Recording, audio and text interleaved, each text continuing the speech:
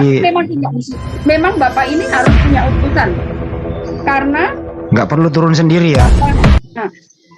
Bapak YHWH itu kalau manusia melihat itu mati, itu sudah terjadi. Itu sudah terjadi dan terbukti ketika Musa dipanggil ketemu sama YHWH di Gunung Sinai. Itu kan ada peraturan ya, ada peraturan berapa meter. Ini nggak boleh dilanggar gitu ya. Kalau yang melanggar itu mati, itu udah dianggap melihat Allah. Bu, saya potong dulu, izin Bu. Saya potong dulu Bu Ani ya. Saya sambut dulu nih yang lebih bisa punya kapasitas, keilmuan ya. Ada guru Ndaki. Ada Bang Juma hari ini. Ada. Beliau baru masuk, makanya saya mau salamin dulu. Okay. Assalamualaikum warahmatullahi wabarakatuh. Waalaikumsalam warahmatullahi wabarakatuh. Seperti biasa, tetap semangat. Ada anak kecil 4 tahun balita lah bertanya kepada orang tuanya, kok Yesus kalau dia Tuhan, kenapa dia berdoa kepada Tuhan? Ini pertanyaan anak kecil. Orang tuanya bingung menjelaskan, Bang Juma. Bisa nggak Bang Juma mewakili orang tua mereka untuk menjawab pertanyaan ini? Silakan Bang Juma. Apa pertanyaannya gimana Bang? Anak kecil 4 tahun bertanya ke orang tuanya, kalau Yesus Tuhan, kenapa Yesus berdoa kepada Tuhan? Gitu loh. Orang tuanya bingung menjawab. Tolong dong wakili orang tuanya menjawab kepada anak kecil ini Bang Juma. Silakan. Ya gimana bilangnya ya? Ya kalau kita melihat dari konsep Trinitas, maka orang tua ini harus menjelaskan ya sesuai dengan konsep Trinitas bahwa Tuhan kita ada 3. Gitu. Jangan Trinitas tapi memaksakan 1. Sesuatu yang 3 itu mustahil 1. Karena itulah kemudian ya di dalam Al-Quran itu kan selalu ada perintah jangan menzalimi dirimu. Orang yang zalim itu kekal di neraka. Nah, zalim ini diantaranya adalah akal sehat itu sudah disetting oleh Allah, oleh Tuhan untuk mengetahui bahwa Tuhan itu cuma 1. Tapi karena adanya doktrin dan dogma mengatakan Tuhan itu 3, tapi 1 hakikat, sehingga orang-orang yang menganut ajaran ini akan belepotan untuk menjelaskan itu secara logika. Sehingga arahnya kemana? Arahnya ke manusia. Manusia terdiri dari 3, roh, jasad, dan jiwa. Nah, itu larinya ke sana. Tapi dia lupa kalau manusia juga itu punya kotoran. Ya kan? Nah, kayak mana dengan kotorannya? Ternyata manusia itu bukan hanya 3 unsur. Ada kotoran juga pada diri manusia. Itu bingung nantinya. Bahkan saking bingungnya ada yang mengambil analogi seperti apa? Seperti HP, ada suara dari HP keluar, kemudian yang suara itu diidentikan dengan Yesus, kemudian sumber suara itu adalah Sang Tuhan yang ada di surga.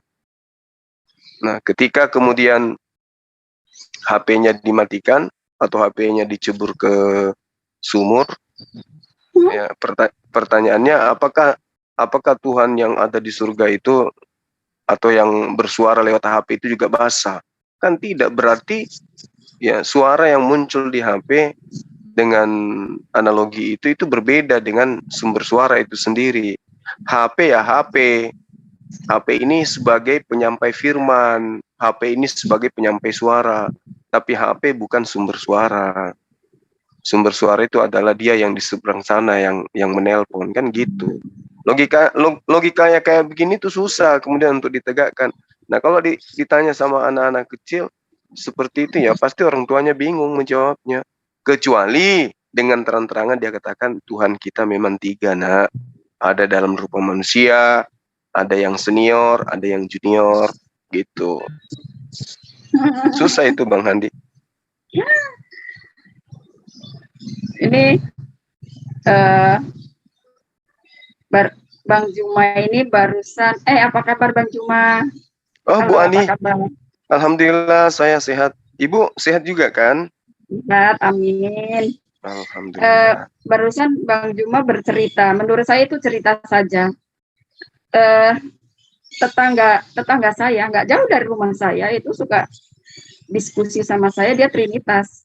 Nah, ketika saya tanya, ketika Yesus dibaptis kan ada langit terbuka dan ada suara, inilah putraku yang kukasihi, dengarkanlah dia, gitu ya. Itu suaranya siapa kalau bukan suara YHWH? Suaranya Bapa di surga. Oh enggak, ini suaranya, ini Trinitas ya yang jawab ya. Yang teman saya itu, yang tetangga itu, sering dia diskusi sama saya. Jawabannya juga seperti itu. Oh, itu suaranya rohnya Yesus. Itu rohnya Yesus yang di surga. Sedangkan Yesus di bumi. Loh, Yesus di bumi kan Yesus punya darah, punya daging, punya roh. Masa rohnya ada berapa? Memang rohnya Yesus ada berapa? Kok pengertianmu kok seperti itu? Yang di surga itu suaranya Bapa, suaranya YHWH. Yesus sendiri di bumi sebagai manusia dia udah punya roh, daya hidup itu roh. Kalau rohnya Yesus itu nggak ada, ya berarti Yesus itu mati. Nggak pun mengerti, mereka tetap muter-muter. Iya, mau tidak mau mereka harus perjuangkan itu, imani aja gitu loh, Bu. Imani aja gitu. Ya, karena si jabat kalau ngomong minta ampun ya, muter-muternya ya, Bang Juma ya. Iya betul. Pak Jabat, semua diasumsikan seakan-akan kita ini anak kecil. Seakan-akan kita ini orang tidak memiliki pemahaman gitu, Bu. Ya, tetapi sudah dinubuatkan memang Yesus sendiri ketika dia masih di bumi mengatakan bahwa biarkan, memang kita perlu mengedukasi ya, itu perlu, itu memang penting supaya banyak orang yang bertobat, supaya banyak orang selamat. Itu di 2 Petrus 3 ayat 9. Sebelum hari itu tiba, meskipun orang mengatakan masih jauh, tetapi Allah menunggu pertobatan agar banyak yang selamat ketika hari itu tiba. Maksudnya hari terakhir, kalau di ayat itu seperti itu ya. Itu ada kata-kata seperti itu. Nah, kata-kata itu kan tidak bilang supaya semua orang bertobat dan selamat. Kan tidak bilang semua orang, tapi supaya banyak orang. Karena udah tahu. Karena YHWH sendiri sudah tahu. Tidak bisa semudah itu. Karena itu kan artinya memberontak. Dulu bangsa Israel kan seperti itu. Memberontak, dikatakan tegar tengkuk. Makanya klimaksnya ketika Yesus dibunuh, itu kan saat itu juga bangsa Israel, Yahudi ditolak sama YHWH. Itu banyak sekali ayatnya yang mengatakan itu. Nah sama, jadi Yesus sendiri bilang, karena mengetahui bahwa miliaran manusia di bumi ini, tidak semuanya mau taat sama perkataan firman Allah yang tertulis kan Bang? Iya. Nah, Yesus bilang biarkan saja. Ini perumpamaan Yesus sih, tapi aku yakin Bang Yumba tahu lah maksudnya. Perumpamaan Yesus mengatakan, biarkan saja lalang dan gandum tumbuh bersama. Toh nanti lalang akan diikat dan dibakar. Nah itu hasil akhir akan seperti itu. Kalau sampai hari itu tiba, tidak mau bertobat, mau menyembah Allah yang satu, Tuhan satu, Sang Pencipta, ya itu hasil akhirnya seperti itu. Tapi di Bible juga dikatakan orang-orang yang bernalar, yang diberikan hikmat sama Yahweh, itu juga punya tugas sebenarnya ya, untuk menjadikan segala macam orang, segala bangsa, supaya mendengarkan dan bertobat, berbalik, menyembah Allah yang satu. Ya kalau di Bible memang Allah yang satu, yang Esa itu kan Yahweh. Yahweh ya Bang Jumaya. Seperti itu. Jadi memang ada tugas juga. Walaupun sudah diketahui, Yahweh sebenarnya sudah mengetahui tidak semua bisa berbalik. Karena dari percontohan di Bible, buktinya bangsa Israel. Hanya bangsa Israel saja. Itu saja sampai akhirnya klimaksnya ditolak. Israel ditolak. Diganti dengan Israel rohani. Israel rohani ini siapa saja yang mau jadi pengikut Kristus, yang mau mentaati Kristus. Israel rohani bukan Trinitas ya. Karena Trinitas masih mengalahkan Yesus ya. Mentuhankan Yesus. Sedangkan Bible tidak mengajarkan mentuhankan Yesus atau menyembah Yesus atau mengalahkan Yesus. Kalau Yesus punya pekerjaan perkataan ilahi, mujizat-mujizat, dan apa yang dilakukan itu pekerjaan ilahi, itu kan pemberian. Diberi kuasa, diberi mujizat oleh Bapaknya, yaitu YHWH. Kan seperti itu intinya sebenarnya. Iya, iya.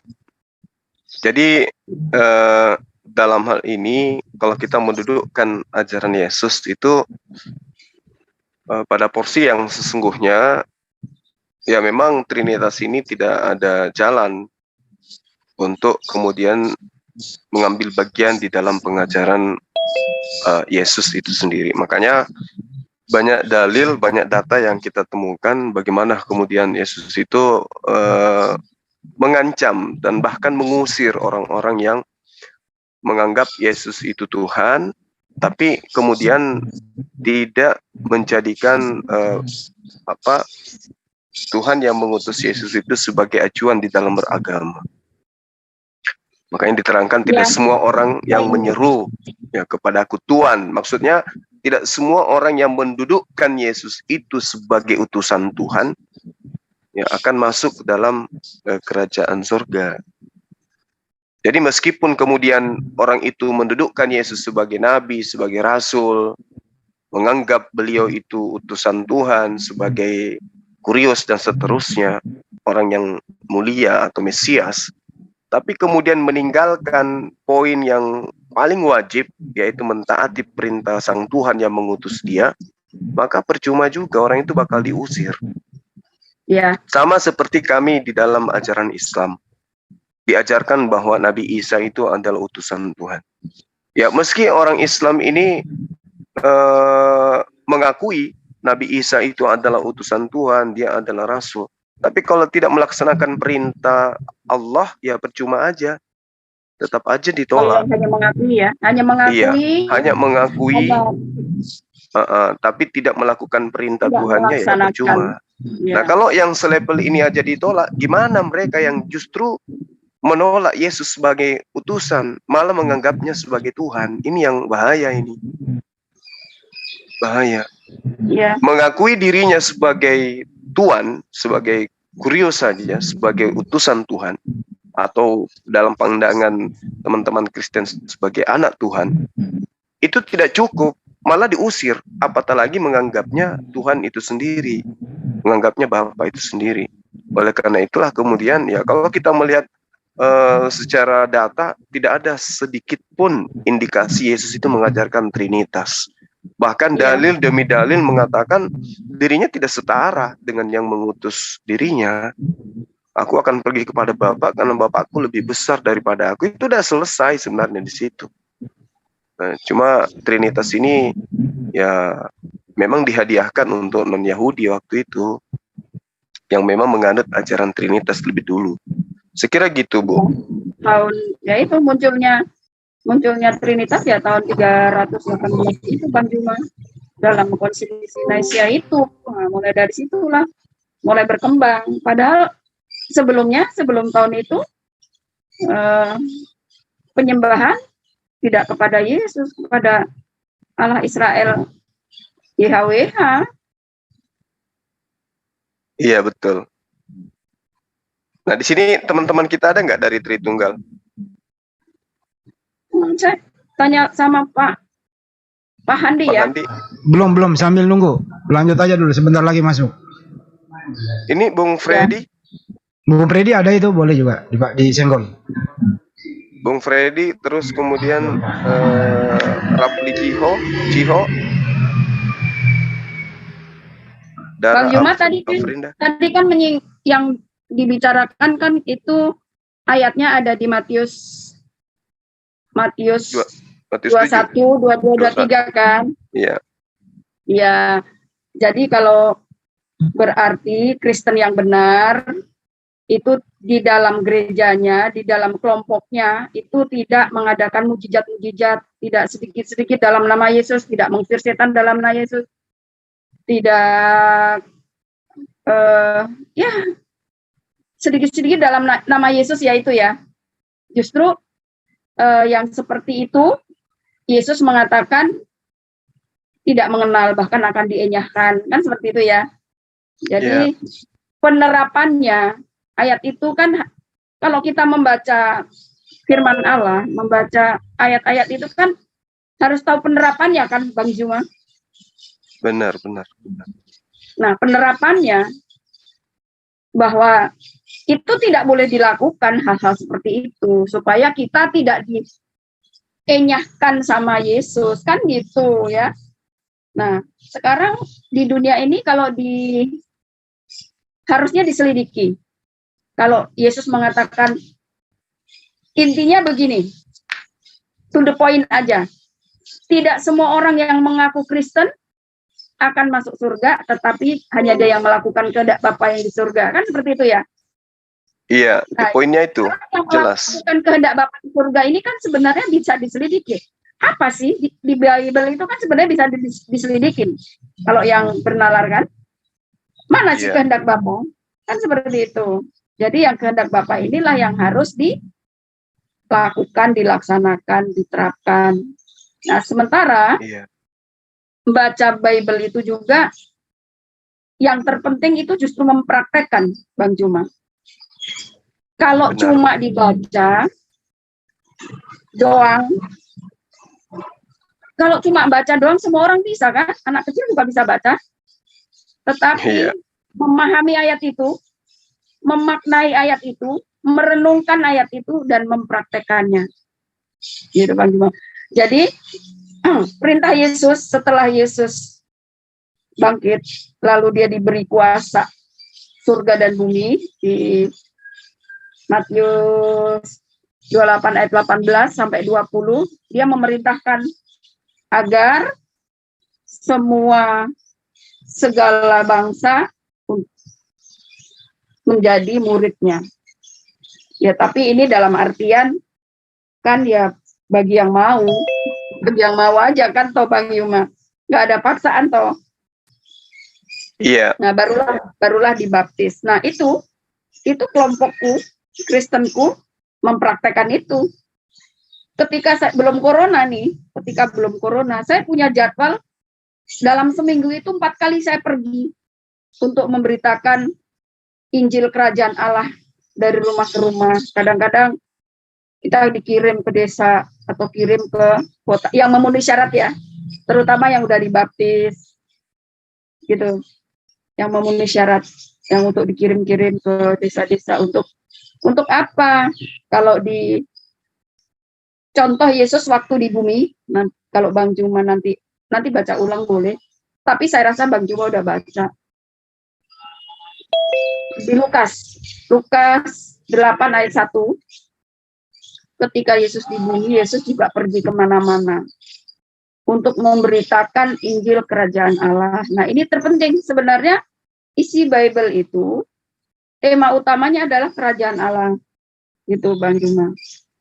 Ini sangat penting. Kenapa? Karena Kerajaan Allah ini sarana, Yehuwa menyaranakan Kerajaan Allah ini untuk manusia nanti setelah hari terakhir atau kiamat, itu ada Kerajaan Allah yang dipimpin oleh Kristus. Yang kemarin kita bahas, kita kemarin sudah itu ya, sudah singgung sedikit-sedikit ya, yang di Wahyu 20 ayat 20 ayat 4, 5 dan 6. Nah, itu ada tahta-tahta di sana. Nah, siapakah yang menduduki tahta-tahta itu? Kan Yesus yang jadi pemimpinnya. Nah, itu sebenarnya yang terpenting yang kita sampaikan kepada orang-orang. Itu satu. Sekarang orang yang mau menjadi rakyat dari kerajaan Allah. Sebagai murid Kristus pasti berharap seperti itu. Tapi kan harus memenuhi syarat tadi. Syaratnya ya Allahnya jangan trinitas tadi salah satunya Bang Juma. Iya, benar. Gitu. Nah, mungkin di tengah-tengah kita sudah hadir teman kita yang dari Trinitas, Bu. Udah ada itu banyak.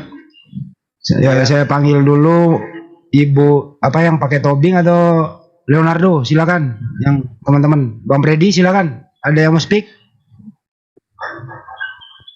Leo Tobing silakan. Kayak masih mau nyimak dong. Ya silakan Leo Tobing. Selamat pagi menjelang siang. Pagi Pak, silakan Pak Leo. Ada yang mau ditanggapi Pak? Ya, sebenarnya kalau mau membahas mengenai kepercayaan Musa, yaitu kita harus mengikuti apa yang diimani oleh Musa. Jadi kekristenan itu sebenarnya adalah perjalanan panjang dari sejarah imannya orang Yahudi. Sejarah panjang nih, yang berawal dari Abraham. Jadi bukan dari Adam, dari Abraham. Sehingga Trinitas itu sebenarnya adalah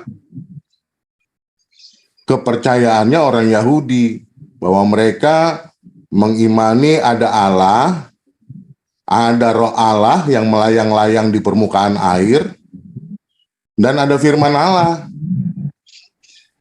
Kalau hal ini nggak bisa dipahami, maka nggak mungkin bisa memahami soal masalah perselisihan agama di antara Yahudi yang akhirnya menyalibkan Al-Masih. Jadi kekristenan itu adalah akibat dampak dari perselisihan di antara sesama Yahudi. Jadi kalau nggak ngerti perselisihannya, ya sampai 7 kali kiamat juga nggak bakalan bisa paham ya. Kalau itu saya begitu aja dulu. Kalau Pak Leo Pak, sebentar biar mengerucut. Kalau Pak Leo memandang Yesus sebagai apa Pak? Ini kan di sini topiknya. Nah, kita mesti sepakati dulu kalau kita mau mengimani kepercayaannya si Musa, kita harus clear. Musa itu mengimani penciptaan Adam dari kitab sucinya siapa? Kan Musa tidak pernah mengimani penciptaan Adam dari kitab suci agama lain. Enggak, bukan itu masalahnya Pak. Bapak Leo memandang Yesus sebagai apa Pak? Nah, perdebatan agama di antara kita dikarenakan kita keliru memahami kepercayaannya si Musa. Bahwa agama atau kepercayaan yang diridhoi yang paling lurus itu adalah kepercayaannya Musa dan kaumnya. Mereka itu berhasil mengundang Tuhannya mau membelah laut, mau mengeluarkan umatnya keluar dari Mesir. Jadi mesti diimani dan disembah menurut keyakinan mereka, bukan menurut keyakinan zaman sekarang. Pak Leo biar nggak kejauhan sebelum ke Bang Juma, biar ada titik poinnya yang perlu didiskusikan. Karena selalu bawa Nabi Musa, menurut Pak Leo ini sembahan Nabi Musa itu apakah sama dengan sembahan orang Kristen sekarang? Ya sama dong. Sama ya. Iya. Jadi Bapak nggak menyembah Yesus ya? Yesus itu siapa? Yesus itu bukan sembahan Pak, utusan. Enggak, Yesus itu ya dia diutus dari zat apa, dari bentuk apa? Kan firman Allah. Yesus diutus itu ke muka bumi untuk mengajarkan manusia. Dia barangnya apa? Kan dia ada mesti sesuatu dari keesaan Allah. Oke, baik. Nanti Bang Juma. Silakan Bang Juma ditanggapi Bang Juma. Monggo. Iya, jadi gini. Saya boleh sedikit ya. Jadi begini Bang Leo. Kita harus fair juga menerima pemberitaan dari Bible Anda itu sendiri. Kepada siapa sih Yesus ini selalu meminta kepada muridnya agar waspada? ada gitu Yesus memerintahkan untuk waspada ke agama lain? Enggak, kita sepakat. Tadi kan udah saya sampaikan. Kalau kita mau membahas mengenai Allah yang telah membebaskan kaumnya, umat yang diridhoinya itu saya ngerti, dari Pak, Mesir, maka kita harus memahami dulu apa yang diimani oleh kaum Yahudi itu. Saya ngerti, Pak. Allahnya memerintahkan merayakan Paskah untuk mengenang Tuhan yang mana yang harus disembah. Ada yang itu perintahnya. Kan, jadi kalau kita belum bisa, yang pasti bukan manusia, begini, kan? menjadi sangat keliru bila kita mengimani kepercayaan Musa ya dari kitab suci agama Islam. Oh, itu lebih parah lagi kalau mengimani dari kitab Kristen Perjanjian Baru itu, Pak. Oke, karena itu nggak usah dulu kita bicara Perjanjian Baru. Kita bahas dulu yang soal kepercayaan Yahudinya dulu. Apakah sama kepercayaan Yahudi yang kita bahas ini? Yang selalu didengung-dengungkan soal tauhid. Sama nggak tauhidnya dengan apa yang diimani oleh Musa? Karena yang diperselisihkan di antara sesama Yahudi, ya, yang berselisih itu hanya Yahudi dengan Yahudi. Kita nggak bisa berselisih tauhid antara Yahudi dengan Islam, nggak bisa, karena kitab sucinya beda. Pak, bukan gereja. Bisa timer nggak? Anda dengan saya dialog. Bung Leo, baku gantian supaya ini bukan gereja, Pak. Enggak, ini kita mau bicara mengenai sejarah, Pak. Sejarahnya dulu dong. Sebelum nusul Quran kan belum ada Quran. Sabar. Kita fokus dulu ke ini, ke kitabnya Yahudi. Ketika di dalam kitab Yesaya diterangkan, Yesaya 45, nomor 5, Ani Hasem pe'in of zulati Elohim. Nah, sekarang saya tanya belum kepada ada Bapak. Yesaya, Pak, saat Musa. Aku lah tuh, tunggu sabar. Nggak ada, Pak. Nggak. Kalau kita mau bahas keimanannya Musa, kita mesti the five book of Moses. Itu dulu kita bahas. Satu-satu, nggak bisa lompat-lompat, Pak. Oke, baik. Oke, saya ngambil dari kitab Ulangan, Pak. Devarim 32. Bapak jangan loncat lagi nanti ya. Di situ diterangkan bahwa reot ataki ani anihu itu merujuk kepada Elohim. Imadi ani mita afase. Ini jelas. Lihatlah sekarang bahwa akulah dia. Tidak ada Allah, tidak ada Tuhan kecuali aku. Akulah yang mematikan dan aku yang menghidupkan. Sekarang kalau dia yang mematikan dan dia yang menghidupkan, apakah mungkin kemudian kelak dia yang akan dimatikan dan dihidupkan? Coba Anda jawab. Baik. Saya sebelumnya orang yang mengimani kitab Taurat itu nama agamanya apa, Pak? Tunggu dulu, Pak. Jangan Islam dulu, bukan. Jangan lari dulu. Enggak, saya nggak dulu membahas tentang konsep ketuhanan kok larinya ke agama, Pak. Orang Buddha membahas kitab Taurat untuk membuktikan bahwa Tuhannya orang Buddha sama dengan orang Yahudi. Oleh Musa. Kok Bapak jadi loncat ke agama? Kok lari loncat ke agama, Pak? Bisa gantian, Pak. Gantian. Tadi katanya konsep Tuhan. Pak Leo gantian, Pak Leo sama Banjuma. Tadi kok katanya konsep Tuhan. Nah, inilah kelemahan kalian. Kelemahan kalian itu selalu menyembunyikan kebenaran. Agama yang benar, Pak. Kita bahas agama yang benar. Jangan membahas agama dulu. Sebentar, nanti Anda terkapar habis kalau bahas agama. Kita bahas tentang konsep ketuhanan dulu, Bapak. Loh. Kok jadi nangis, Pak? Ani amit, fa'asayye ma'cakte fa'ani irfafein miyadi masil. Akulah yang mematikan, akulah yang menghidupkan. Kira-kira aku ini bisa nggak dimatikan dan bisa dihidupkan oleh agamanya dia apa? Lain? Kalau dia ngebahas pakai Taurat, agamanya apa? Nah. Anda agamanya apa? Kok bahas Taurat? Yahudi, Pak, mereka, Pak. Agama Anda apa? Agama Anda apa? Saya tanya agama Anda apa? Kita bahas sejarah, Pak. Mereka itu agamanya Yahudi. Kok lari ke sejarah, lari ke agama, lari ke Tuhan, kepepet, lari ke sejarah, kepepet, lari ke agama. Sebentar, Pak Leo ini kok masih nggak berubah-berubah, Pak Leo? Anda salah lawan. Anda harus banyak belajar, Pak. Kita nggak bisa, Pak. Ya. Orang Buddha menggunakan kitab Taurat untuk membenarkan Tauhid Buddha. Nggak bisa. Ayo larinya ke kitabnya Nabi Musa. Saya kasih Devarim. Sedikit biarkan dulu, dokter. Ini sebentar ya, saya beritahu. Sebentar, izin dulu. Pak Leo ini cenderung itu tidak mau memperkenalkan siapa dirinya, agamanya apa, Tuhannya siapa. Nah, terus cenderung sebentar. Jadi biar jelas di sini ya. Jadi saya ulang sekali lagi, izin. Pak Leo ini teman saya sih ya, tinggal di Jakarta, Jakarta Barat. Pak Leo, kita kan udah kenal ya Pak Leo. Perkenalkan diri Anda saja, siapa, agama Anda apa, Tuhan Anda siapa, konsepnya seperti apa. Ini dulu standar aja dulu. Nggak usah ngaduk-ngaduk Nabi Musa apa segala macam, Yahudi, Israel kan gitu. Kejauhan Pak. Kata Bang Juma, mending standar aja dulu gitu loh. Bu, Itu intinya ya, mudah-mudahan mengerti. ini Silakan. kita Saya ini kan, dikasih kesempatan nanti ya. Ibu silakan Bu. Saya. Ya silakan. Baik. Jadi saya tanggapi Pak Leo. Tadi kan Pak Leo mengatakan bahwa sejarahnya dari Musa dulu atau Abraham. Oke.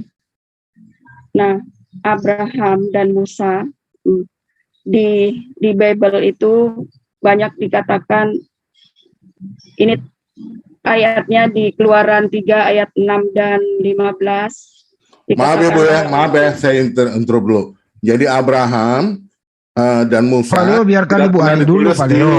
Nah, dia nggak pernah Ini ditulis di Pak Leo Bible. udah panjang. Susah Pak. Nah, benar. Pak Leo kan tadi udah panjang. Pak Leo biarkan Jadi Ibu Ani Bible dulu. itu Injil ya, Bible itu Injil. Jadi Abraham dan Musa nggak pernah ditulis di Enggak. Injil. Jadi Aduh, Pak Leo biarkan Ibu Ani dulu, nanti Anda sanggah lah, ya. Ya, silakan Bu Ani. Ya, jadi Keluaran 3 ayat 6 dan 15 mengatakan, Akulah Yahweh, YHWH, Akulah Allahnya Abraham, Ishak dan Yakub. Nah, Allahnya Abraham, Ishak dan Yakub ini diberitahukan kepada Musa ketika Musa diutus oleh Yahweh untuk mengeluarkan penindasan bangsa Israel yang di tanah Mesir. Itu semua orang tahu, Exodus ya, itu tahu. Dan Allahnya Musa, Allahnya Abraham, Ishak dan Yakub adalah YHWH, Allah Israel yang Esa. Ya. Dan ketika bangsa Israel diberi hukum melalui hukum Musa, yaitu hukum Taurat, itu mereka juga diberitahu bahwa akan lahir Sang Mesias. Nah, ini hubungannya sama, tadi kan Pak Leo bilangnya nggak ada hubungan sama Injil. Nah, karena kitab Kejadian sampai Wahyu itu endingnya, klimaksnya itu adalah ajaran kekristenan, maka merujuknya endingnya kepada Kristus. Karena ketika hukum Musa diberlakukan, di sana juga ada tulisan Musa, walaupun Musa tidak sejaman dengan Yesus. Banyak tulisan Musa yang mengatakan bahwa akan datang Mesias, akan datang Sang Kristus dari keturunan Abraham, dari anak perjanjian yaitu Ishak. Itu banyak tertulis seperti itu, Pak. Jadi baik, saya mau nanya Bu Ani. Tadi bilang, ya? Saya mau kerucutkan, saya mau nanya Bu Ani, biar to the point. Tuhannya para nabi itu Bu Ani Yesus atau bukan? Nah, tadi saya kan lagi menanggapi Pak Leo dulu. Pak Leo kok bilang Tuhannya Musa itu siapa? Tuhannya Musa dan para nabi, Tuhannya Abraham dan para nabi lainnya. Itu ya jelas Allah Israel yang Esa, yang punya nama YHWH. Karena zaman dahulu belum ada huruf vokal YHWH 4 huruf. Oke, bukan Yesus ya Bu? Ya bukan. Oke, baik. Baik. Setelah tadi ya, sebentar. Karena tadi Pak Leo bilang gak ada hubungannya sama Injil, ada. Ketika Yesus lahir ke bumi dengan sudah dinubuatkan oleh para nabi, itu Yahudi menolak Yesus dan gak percaya kalau itu Sang Mesias. Apapun yang Yesus lakukan, apapun yang Yesus katakan, mereka tidak percaya. Saking tidak percayanya sampai mereka membunuhnya, bersekongkol dengan iblis, dengan Yudas. Oke, itu step kedua Bu. Itu step kedua apa tindakannya ya?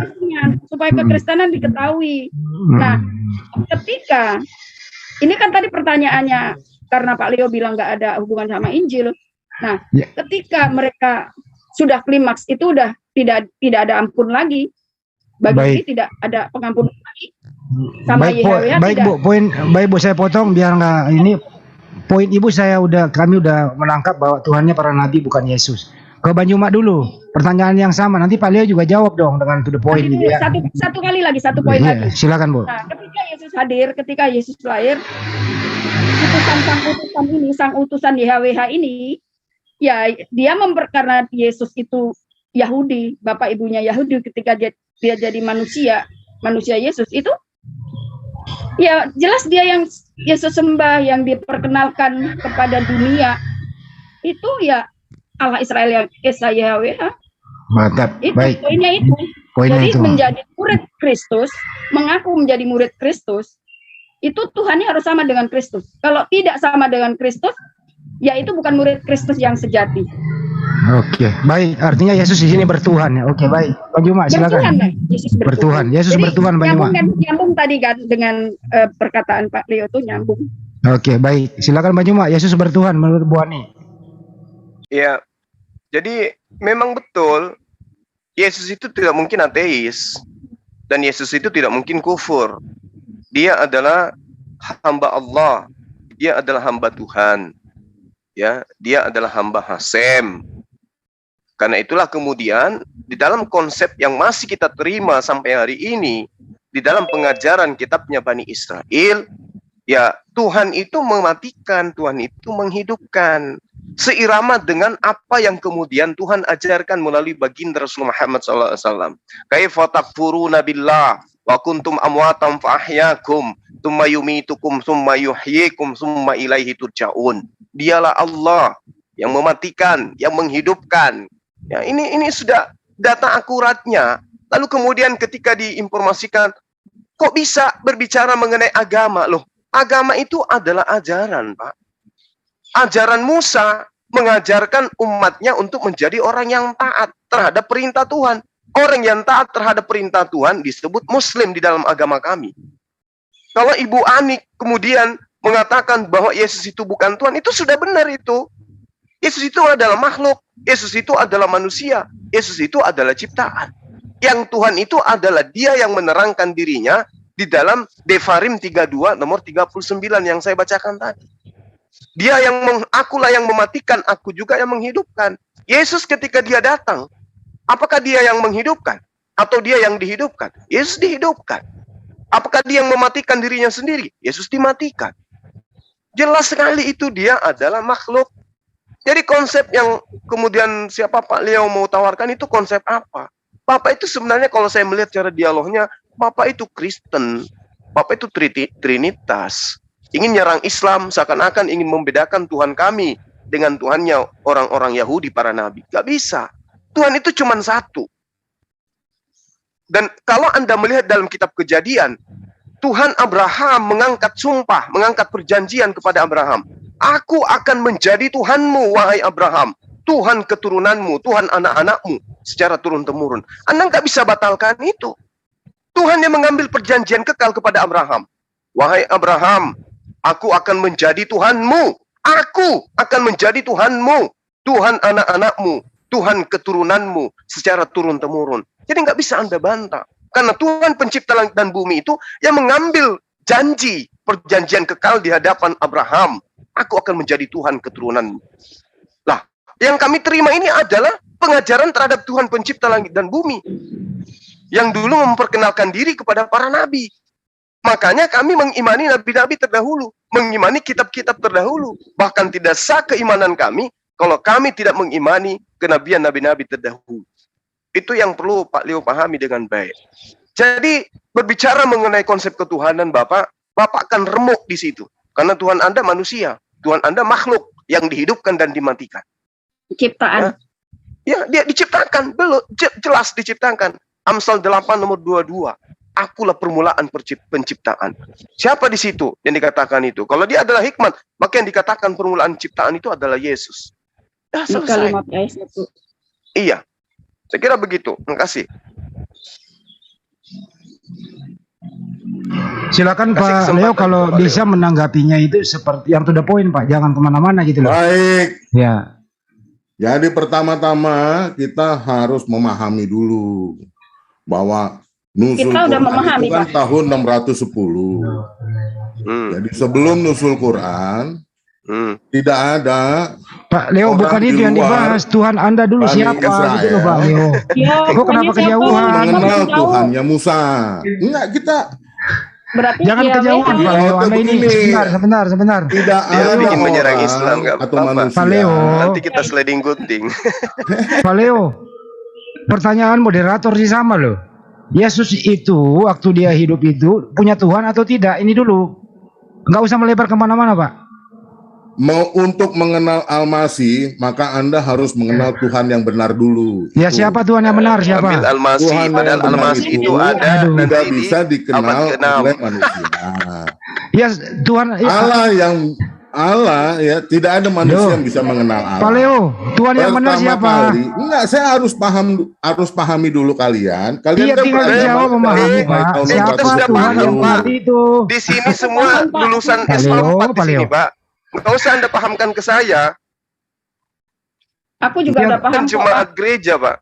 Bukan Nah, begini, jemaat Trinitas kalau Anda kami. nggak ngasih saya kesempatan untuk menyampaikan, ya jadi kita nggak mungkin bisa paham kan maksud atau Ya, Bapak Leo ingin tinggal saya ngomong sampaikan. Pak. Tuhan yang Temanya benar itu apa dulu siapa? ini? Bukan begini, bahwa Ya, kita kan Bapak Leo saya apa udah sih? bilang, saya sudah tegaskan bahwa untuk mengenal Al-Masih, Loh kok Al-Masih, Anda Pak? harus Al-Masih itu mengenal dulu sebutan dari Tuhannya. Islam loh, Pak. Pak, kok larinya ke Al-Masih? Katanya Al-Masih itu muncul abad ke-6 loh, Pak. Sebut yang lain dong. Al-Masih, hah? Mesias. Maksudnya? Ayo dong. Loh kok Maksudnya jadi ke gimana? Al-Masih? Al-Masih itu Mesias atau Kristus? Nah, coba gunakan kata itu dua, Pak. Jangan Al-Masih, Pak. Anda kan alergi dengan Islam. Enggak. Saya alergi aja kalau saya dibilang dituduh kafir karena telah berkata Allah itu adalah Isa. Kapan saya pernah berkata Allah itu Isa ya? Nggak ada buktinya kan? Nah, karena itulah kemudian silakan Anda tunjukkan identitas Anda itu apa. Ya, Enggak, saya mau Tuhannya siapa itu? menunjukkan Yang bahwa disembah saya- siapa? Tuhan Anda siapa? Kawan-kawan Yang yang siapa? menuduh saya kafir karena telah berkata Allah itu ialah Isa, itu saya akan buktikan bahwa kita bukan kafir. Ya udah, agama apa Anda? Apa? Agama Anda ini Yang apa? disembah siapa? Yang disembah Tuhannya siapa dulu? Yang disembah? Agama kita itu, agama kan cuma satu Pak, yaitu Yahudi Pak. Nggak ada agama lain. Iya, berarti dia Yudaisme nih, Pak Jumat. Oh iya, Yudaisme. Oh, Yudaisme Yes, kayaknya. mantap. Nah, Yahudi ini berkembang. Lalu pada akhirnya tahun 33 Masehi mereka Bukan berselisih. Yahudi Yahudi ini, bukan Yahudi ini. Pak Leo. Gitu. Judaisme itu menggunakan siapa? Serigala nyamar domba ini. Bagaimana Anda mau memahami kami kalau nggak mau? Iya, bagaimana kami memahami Anda? Anda nggak mau menjelaskan diri Anda siapa? Enggak, sejarah iman kita udah panjang, Pak. Iya udah panjang, Ya udah, sekarang Andi, perpendek Pak. Andi. Tolong Yang diperpendek. mengalami perselisihan Pak Leo, tauhid itu. tolong diperpendek nama Tuhan Anda yang Anda sembah siapa? Perpendek Nah, itu dong. dulu. Pondasinya dulu. Bisa nggak diperpendek? Supaya nggak kemana-mana gitu loh. Ya kalau pendek nggak mau, harus panjang Pak Leo. Gimana ceritanya ini Pak kalau harus dipanjangin? Kita sekali lah, Bang. Yang penting silent dulu deh, Pak Kita Leo. udah Kalau beragama soalnya udah 4.000 tahun, Bos. Iya saya tanya Anda dulu, Kalau ini Anda kan ditanya baru semua beragama orang-orang di sini. 1600. Siapa Beda. Tuhan Anda? Nah, Yang Anda sembah itu siapa? Enggak, catatan sejarah kita banyak. Oh, Anda Bos. menyembah sejarah ya udah. Silakan. Kalau Anda menyembah sejarah, oke, udah dapat jawabannya, silakan Bu Ani. Lagian nggak mau menjawab. Waspadalah, kata Yesus, waspadalah kepada serigala yang nyamar domba. Betul. Jadi kalau mengajarkan imannya Musa dari kitab suci agama lain tuh itu keliru, itu sesat itu, Bos. Kenapa sesat? Ya karena Kenapa?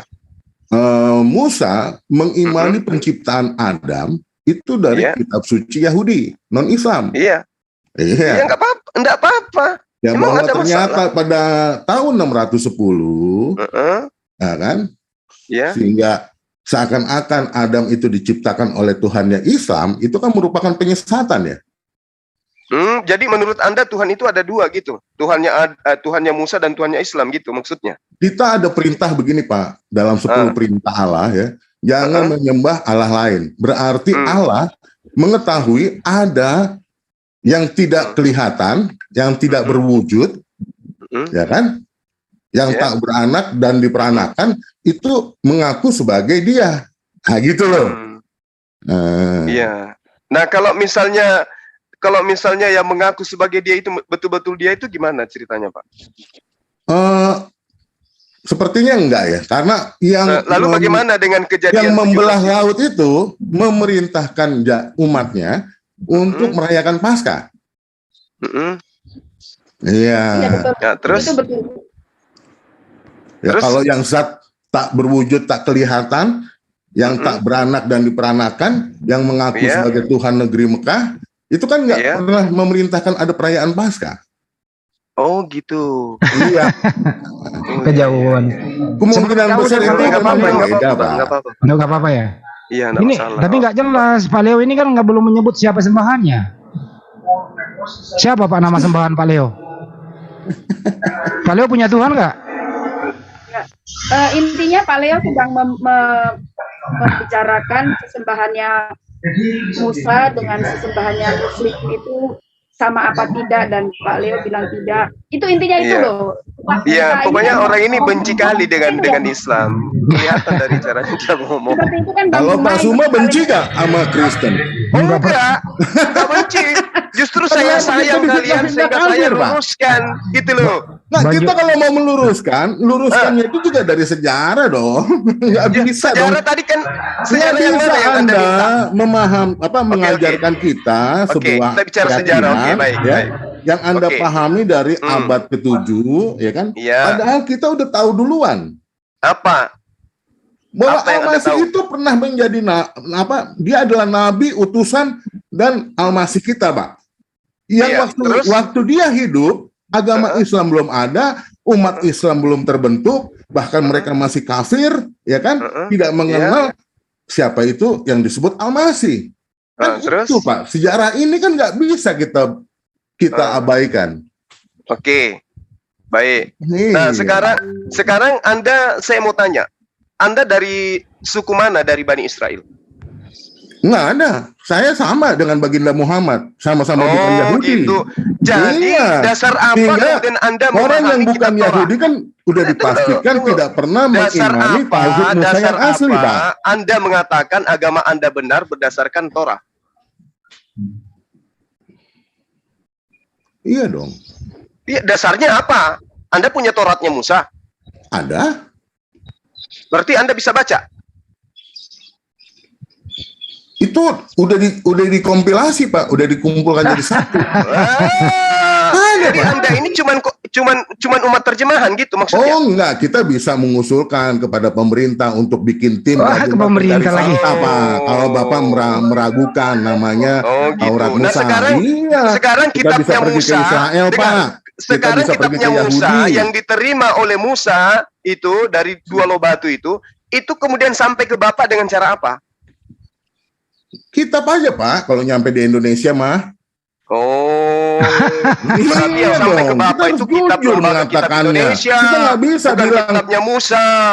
Terus kenapa Anda menilai kami yang muncul 600 tahun kemudian sementara Anda munculnya nanti di Lembaga Kitab Indonesia? Duluan mana kira-kira? Emang ada aslinya Pak Quran? Ada. Mana? Ya ini yang kami hafalkan. Nggak ada manuskripnya. Mana aslinya? Itu manuskrip. Yang turun dari Allah. Turun dari atas. Anda harus membedakan. Dari atas langit. Anda harus membedakan kodifikasi Quran dengan Torah. Torah itu tidak pernah budaya lisan, Pak. Kalau Al-Quran diawali dengan budaya lisan. Apa yang dilisankan oleh yang menerima, itu dilisankan sama persis dengan hari ini. Berarti asli, kan? Karena itu dalam iman kami, bahwa tidak semua yang dituliskan itu adalah yang sebenarnya. Jadi kami itu bagus kalau Anda mengakui, bagus. Ya, bagus. Tauhid itu. Pak Leo bisa membaca nggak original teks? Secara lisan, Pak. Kitab suci Pak? Anda, Pak Leo, kan Pak Leo punya kitab suci. Pak Leo bisa baca nggak? Maksudnya? Anda bisa membaca kitab suci Anda nggak? Ditanya begitu aja bingung dia, pura-pura bingung. Nah, ini kan kita orang Indonesia. Ya dijawab aja dulu, Pak. Begini, Pak Leo. Anda mengaku, begini Pak Leo, Anda mengaku adalah agama Anda benar. Ya, ajaran Anda yang benar. Bukan Agama agama yang benar saya itu Pak adalah yang benar, agamanya Pak. Musa. Agama dan kepercayaannya Musa yang benar. Ya, Karena dia itulah yang berhasil benar membuat menurut Tuhan Anda. mau Nah, membelah laut. Gitu. Sekarang bagaimana Mau Anda membebaskan mengatakan, satu bangsa bagaimana keluar Anda dari Mesir. mengatakan Gitu. agama Anda adalah agamanya Musa, sementara Anda tidak punya kitabnya Musa? Ada Pak. Mana, Pak? Iya, Bapak mau cari di Gramedia, ada di Gramedia itu ada. Gramedia ada kitabnya Musa. Gimana sih? Bapak beli Gimana aja. sih Bapak ini? Bapak harus di backplane dulu otaknya nih. Di mana ada di Gramedia itu kitabnya Musa, Pak? Ada namanya Taurat, Pak. Ada. Jangan-jangan itu terbitan Lembaga Kitab Indonesia Anda katakan kitabnya Musa. Ya nggak ada yang keberatan Pak dengan terjemahan itu. Bapak keberatan, Nah, gitu dong, jujur dong. dengan keberatan. Maksud Anda kitabnya Nabi Musa itu terjemahannya ada pada diri Anda. Nah, sekarang pertanyaan saya, apa yang menjadi filter pembenaran bahwa terjemahannya itu sudah sesuai dengan kitabnya Musa? Nggak ada yang keberatan. Nggak ada yang keberatan. Ya Iya. udahlah. Ya udah. Nggak ada yang keberatan bahwa terjemahan itu salah. Iya, iya. Jadi oleh karena tidak ada yang keberatan, Anda tahu nggak kenapa tidak ada keberatan? Karena benar, Pak. Bukan, karena tidak ada dasar pijakan sebagai sentral untuk membenarkan atau menyalahkan. Sekarang kalau ada yang mengatakan terjemahan itu salah, apa silakan rujukannya? aja perbandingkan. Sekarang begini, Pak. Dengan Kalau yang ada yang asli. mengatakan Kalau terjemahan Bapak Anda punya, salah, Bapak punya aslinya. kalau terjemahan Anda ada oknum yang mengatakan terjemahan Bukan, Anda salah, Pak. Itu rujukannya clear, kepada Pak. siapa? Bahwa di bab pertama, pasal pertama, ayat pertama. Iya, Kalau sekarang kita saya tanya, cerita-cerita- kalau ada kelompok yang mengatakan kitab Anda itu salah, rujukannya apa? Ada kitabnya Bahwa Musa. keaslian sebuah kitab ya itu dinyatakan oleh umatnya, bukan oleh umat lain. Masa umat Buddha bisa mengatakan bahwa ini umat Pak, agama Buddha menyatakan kitab suci agama Musa Islam menerima adalah kitab palsu. 4.000 Kan nggak tahun yang mungkin, lalu, Pak. Pak. Musa menerima kitab 4.000 tahun yang lalu. Apa yang menjadi dasar pijakan Anda? Kitab Anda itu adalah kitabnya Musa. Sampai sejauh Terjemahan. ini orang Yahudi itu menjaga dan memelihara. Kan Allah Aduh, Pak Leo, udahlah Pak Leo. Iya ya, gini aja Pak Leo. Pantat aja dulu, Oke, Pak. oke. Pak Leo, kalau Anda dengarin dulu Pak Leo. Kalau Anda berdasarkan terjemahan, ya, Anda paham nggak itu terjemahan udah berapa kali revisi, Pak? Sama seperti Quran, kan banyak juga terjemahan. Kenapa larinya ke sana? Gimana sih? Ditanya apa, jawabnya Aduh, gue apa? bingung sama Al-Quran itu nggak pernah direvisi, Pak. Al-Quran nggak Kalau pernah aslinya direvisi. nggak mungkin direvisi, Pak. Terjemahan direvisi, Pak. Quran aja nggak Pakai punya diam dulu, manuskrip saya bacain aslinya, revisinya. Pak. Manuskrip asli Sebentar itu dulu nggak saya pernah. bacain revisinya. Ya, saya bacain revisinya biar jelas. Ya, revisinya ini ya.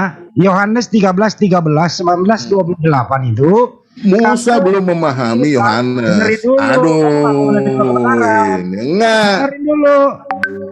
Yohanes 13:13, 19:28. Apa bunyinya? Kamu memanggil aku guru dan rabi.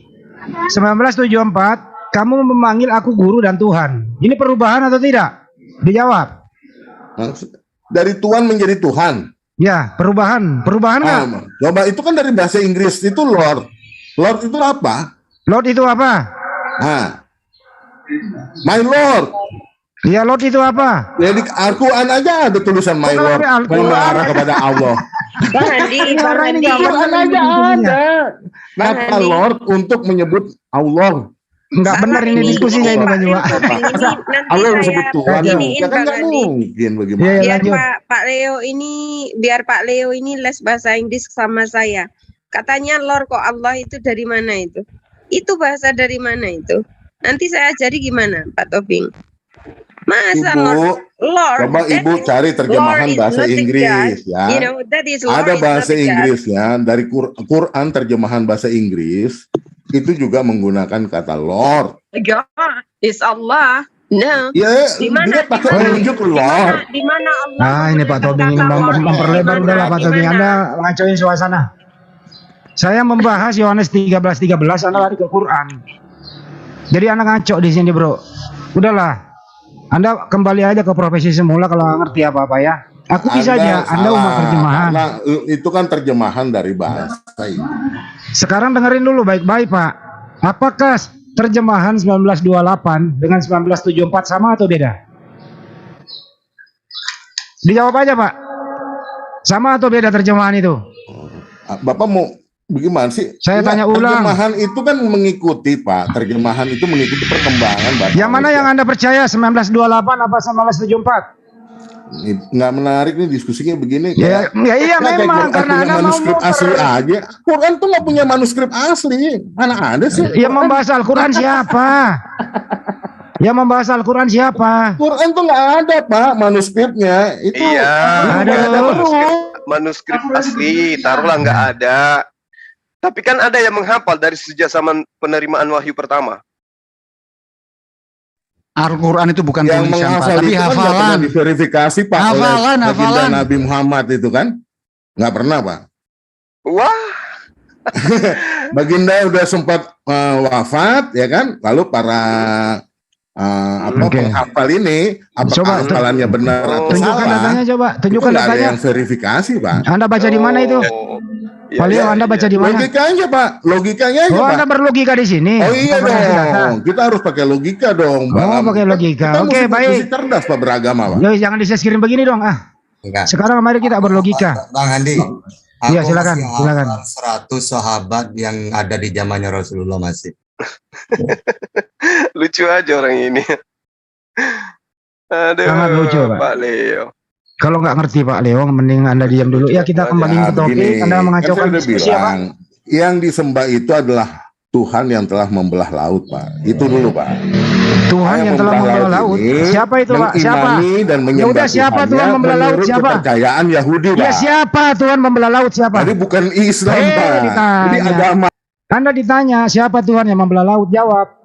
Iya, itu Tuhannya non-Islam, Pak. Siapa namanya? Ada deh. Ada Mesti deh, belajar mending dulu. apa?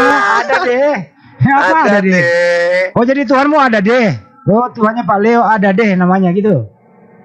Ya udah diam, Pak. Ya, Anda ada deh, ada deh, ada deh. Oke, diputuskan di sini bahwa Tuhannya Pak Leo namanya ada deh.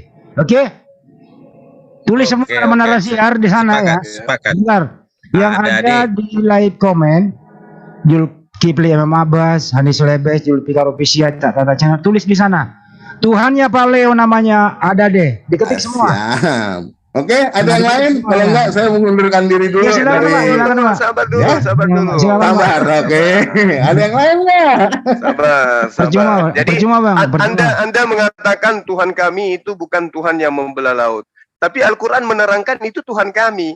Walakad auhayna ila Musa an asri bi ibadi. Fadrib Itu lahum. artinya begini, Pak Suma. Gimana? Begini, itu Gimana? artinya bahwa Baginda Muhammad adalah Muslim pertama yang menyembah Tuhannya Yahudi, Tuhan di luar agama Islam. Makanya ada perintah untuk menegakkan rukun iman, untuk mengimani kitab-kitab suci agama lain. Nah, terus Tuhan Begitu. kami gimana? Tuhan Nabi Muhammad SAW adalah Tuhannya Nabi Musa kan? Jadi Baginda Muhammad itu diperintahkan untuk menyembah Tuhan di agama lain. Aneh Anda ini. Kok aneh? Anda ini harus Makanya ada perintah Pak, harus untuk menegakkan jiwa rukun periksa. iman.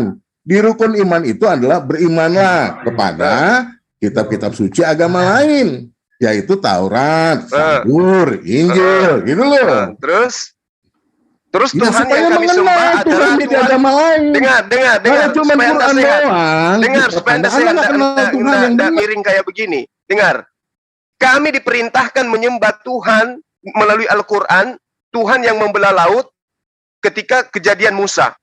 Apakah Tuhan kami sama atau tidak?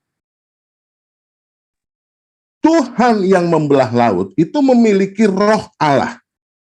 Yang saya tanya apa tuh? Yul? Nggak sama artinya, Pak. Loh, bagaimana sih? Kurangi makan babi, bro. Otak Anda itu error. Saya tanya, kami diperintahkan menyembah Tuhan yang begini. membelah laut sebagai mujizat kepada Nabi Musa. Sekarang pertanyaan saya, apakah sembahan kami sama? Beda. Kenapa beda? Sementara yang kami diperintahkan menyembah adalah Tuhannya Nabi Musa. Karena Anda tidak mampu menegakkan rukun iman. Udah. Anda tidak menjadikan Dasarnya- kitab suci agama non-Islam menjadi kitab Anda suci diam. Anda. Yang lain Bang Handi, orang Ya lain. udah, Yang mending lain. Bapak standby dulu karena Pak Leo, saya perkenankan Anda Waras, standby Anda sakit jiwa. karena Anda termasuk di sini golongan orang-orang yang sakit ya. Iya, orang Jangan sakit. sampai nanti kita Perlu bertemu. diterapi. Saya nanti kalau kita bertemu di Jakarta Pak, Anda udah sehat ya. Jangan sakit dulu deh sampai ini ya. Diskusi ini ilmiah, edukatif berdasarkan data. Awas, Bapak masih ini Masih ada boleh bicara. Tritunggal yang lain mungkin. Hmm, atau yang lain aja. Takut nular. Silakan Ustaz. Enggak, aku cuma nih mak Mending kita berdialog dengan sejuta orang yang waras. orang waras daripada satu Imam orang Syafi'i, Imam Syafi'i berkata lebih baik berdiskusi sama 10 orang cerdas, enak enjoy daripada diskusi sama satu orang yang ada 10. botolnya. Karena Bukan apa orang 10, kayak begini itu Bukan 10. enjoy di bidangnya sendiri, enjoy banget gitu. Seperti Pak Leo ini enjoy banget. 100, ditanya bukan Tuhannya 10. nggak bisa tunjukin Hmm. Tuhannya. Saya tanya Tuhannya dari tadi siapa Tuhanmu, nggak mau. Jawabannya terakhir Tuhannya adalah ada deh. Itu Tuhannya tuh. Malu karena Tuhannya itu pernah mati dan pernah dihidupkan. Ah, itu nggak boleh begitu. Kena di situ bro. tadi dia. Nah, Anda Jadi nggak mau Tuhan jawab. yang mengutus Al-Masih itu Ah, soalnya nggak ada. berbeda. Jadi, Sepanjang Pak Leo nggak nggak mau bisa- menyebut, sepanjang Pak Leo nggak mau menyebutkan nama Tuhannya, lebih baik Anda diam aja. Ini Pak Leo Tobing yang di FB itu dah. Kayaknya. Udah. Aduh. Jangan buang-buang waktu Ustadz kami ya menjelaskan yang apa ya, yang tidak berfaedah untuk nanti. saya juga nggak mau. Ya udahlah Pak Leo, Anda diam dulu, masih banyak yang Buang lain kok yang waktu bisa Bapak diskusi Ibu. ya. Anda standby aja dulu. Ibu Ani masih ada Bu Ani? Kasihan Ibu Saya Ani. permisi ya. Iya silakan Pak Leo.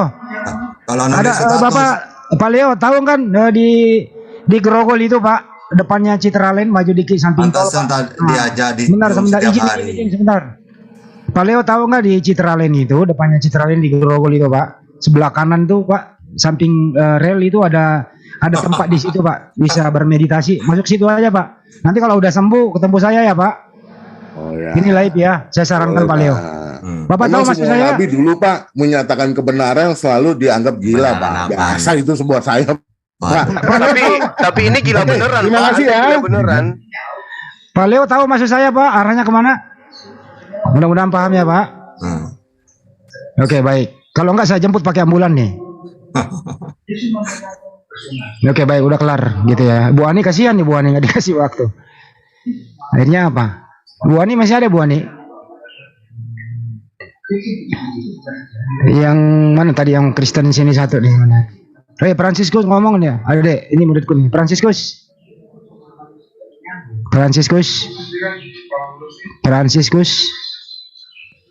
Iya, selamat siang Abang. Maaf, saya mau nyimak aja ya. Saya sedang baru bangun tidur. Jadinya Ya, Kak, belum. saya tanya kamu dulu. Kamu masih Segar menuhankan itu bangun Yesus? Tidur itu segar. Kamu masih menuhankan Yesus? Kapan? Enggak, kamu masih menuhankan Yesus atau tidak? Kapan? Dulu apa sekarang? Udah berhenti atau tidak? Masih dong. Kalau ya, dulu apa sekarang? Sekarang masih menuhankan Yesus atau tidak? Dia Allah, Kadang-kadang. Allah bagi saya. Oke, sekarang ikuti kata-kata saya. Asyhadu alla ilaha illallah. Ikuti kata-kata saya kayak dulu. Asyhadu alla ilaha illallah. Ini lagi sersan apa serius banget? Serius. Oh, maaf, saya mute dulu ya. Miun nggak mau serius dia ya, nggak apa-apa. Silakan. Nggak mau serius banyak. Pak. Padahal dulu dia udah mengakui loh. Beliau yang inilah, yang sekolah teologi itu ya. Bukan ini anak murid saya. Ini preman Katolik kata dia. Oh, preman Katolik. Dulu dia udah mengaku Yesus hanya utusan, kok berubah ya sekarang? Heran saya. Caniago. Karena Caniago. Ya. Yesusnya ada dua. Oh, Yesusnya ada dua, Bang Cuma. Silakan, Bang Cuma. Yesusnya ada dua. Ya, Yesus ada dua. Yang mana satu? Satu Yesus Barabas, satu. Bukan Barabas. Barabas itu Tapi- bukan Yesus. Yang pertama Yesus Kristus. Itulah Hmm. Tuhan saya. Mm-mm. Tuhan saya Yesus Kristus. Mm-mm. Yang kedua Yesus yang adalah Isa. yang adalah bintang timur yang gilang gemilang. Lalu sekarang dialah Allah bagi saya, Allah yang hidup. Iya. Jadi Yesus Kristus yang anak Maria itu, yang adalah manusia 100% itu Tuhan Anda. Ya, 100% manusia, 100% Roh Allah ada dalam dirinya.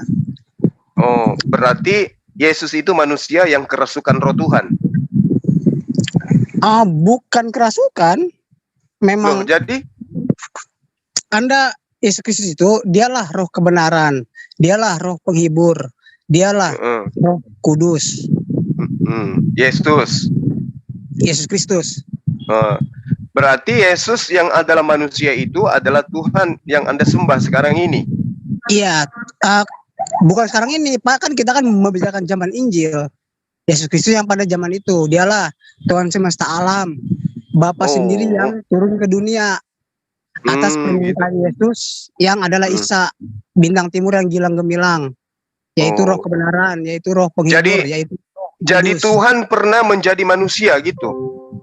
Bukan pernah, memang dialah surga yang telah turun ke dunia karena Allah. Maksudnya kan, masa Anda mengatakan bukan pernah? Kan Tuhan itu dari awal bukan manusia. Atau memang dari dulu Tuhan itu manusia memang? Bukan, dia bukan manusia. Kan dari dulu. Berarti Tuhan yang tadinya bukan manusia merubah bentuk menjadi manusia gitu. Bukan merubah bentuk, tapi dia turun ke dunia. Ya, turun ke dunia. Ketika dia turun ke dunia, bentuknya masih asli atau berubah menjadi manusia? Ya sudah manusia seutuhnya, tapi manusia yang mempunyai jiwa. Itulah makanya aku bilang tadi Tuhan Anda tadinya itu bukan manusia. Kemudian ketika dia di dunia, dia menjadi manusia, betul? Iya, betul. Berarti Tuhan Anda pernah berubah bentuk.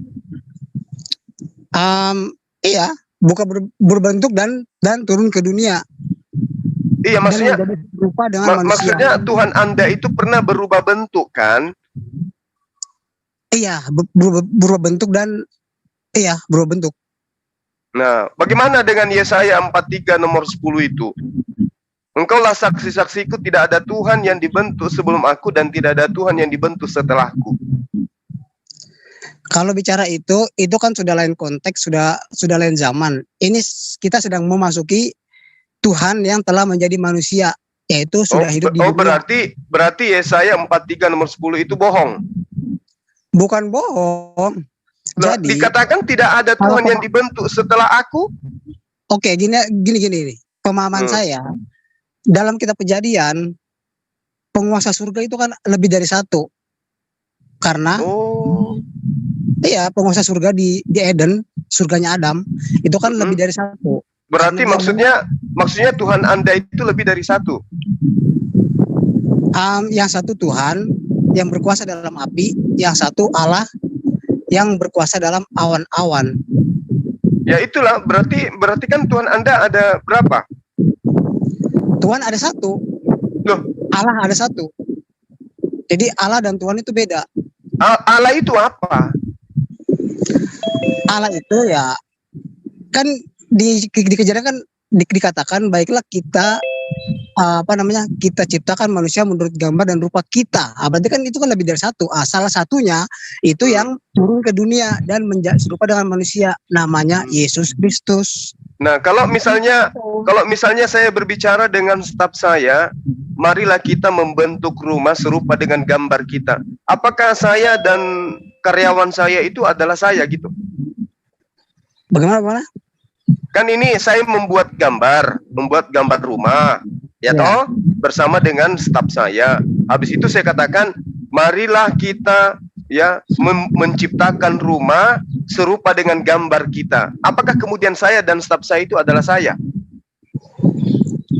Maksudnya yang diciptakan itu? Iya, saya kan bikin gambar bersama dengan teman-teman untuk menciptakan rumah. Ya, Iya. saya bikin gambar. Setelah gambarnya selesai, saya katakan kepada staf saya, marilah kita menciptakan rumah serupa dan segambar dengan gambar kita. Iya. Apakah kemudian saya adalah staf saya itu? Ya, iya. Hah? Kan itu kan dalam hal ini kan Adam. Jadi ketika saya mengatakan, ayo teman-teman, mari kita membangun rumah segambar dengan gambar kita. Apakah saya berarti teman-teman saya itu adalah saya gitu maksudnya? Bukan begitu. Jadi kata kita di situ, boleh tidak saya artikan bahwa Allah sedang berbicara dengan malaikat-malaikatnya yang kelak digunakan untuk menciptakan manusia? Saya tidak lebih kepada malaikat, tapi kepada dua oknum penguasa surga, di mana? Oh, berarti benar Tuhan Anda bukan satu. Tuhan satu. Lah, maksudnya apa ini? Tuhan saya satu. Jadi yang ditemani berbicara tadi Tuhan Anda itu siapa?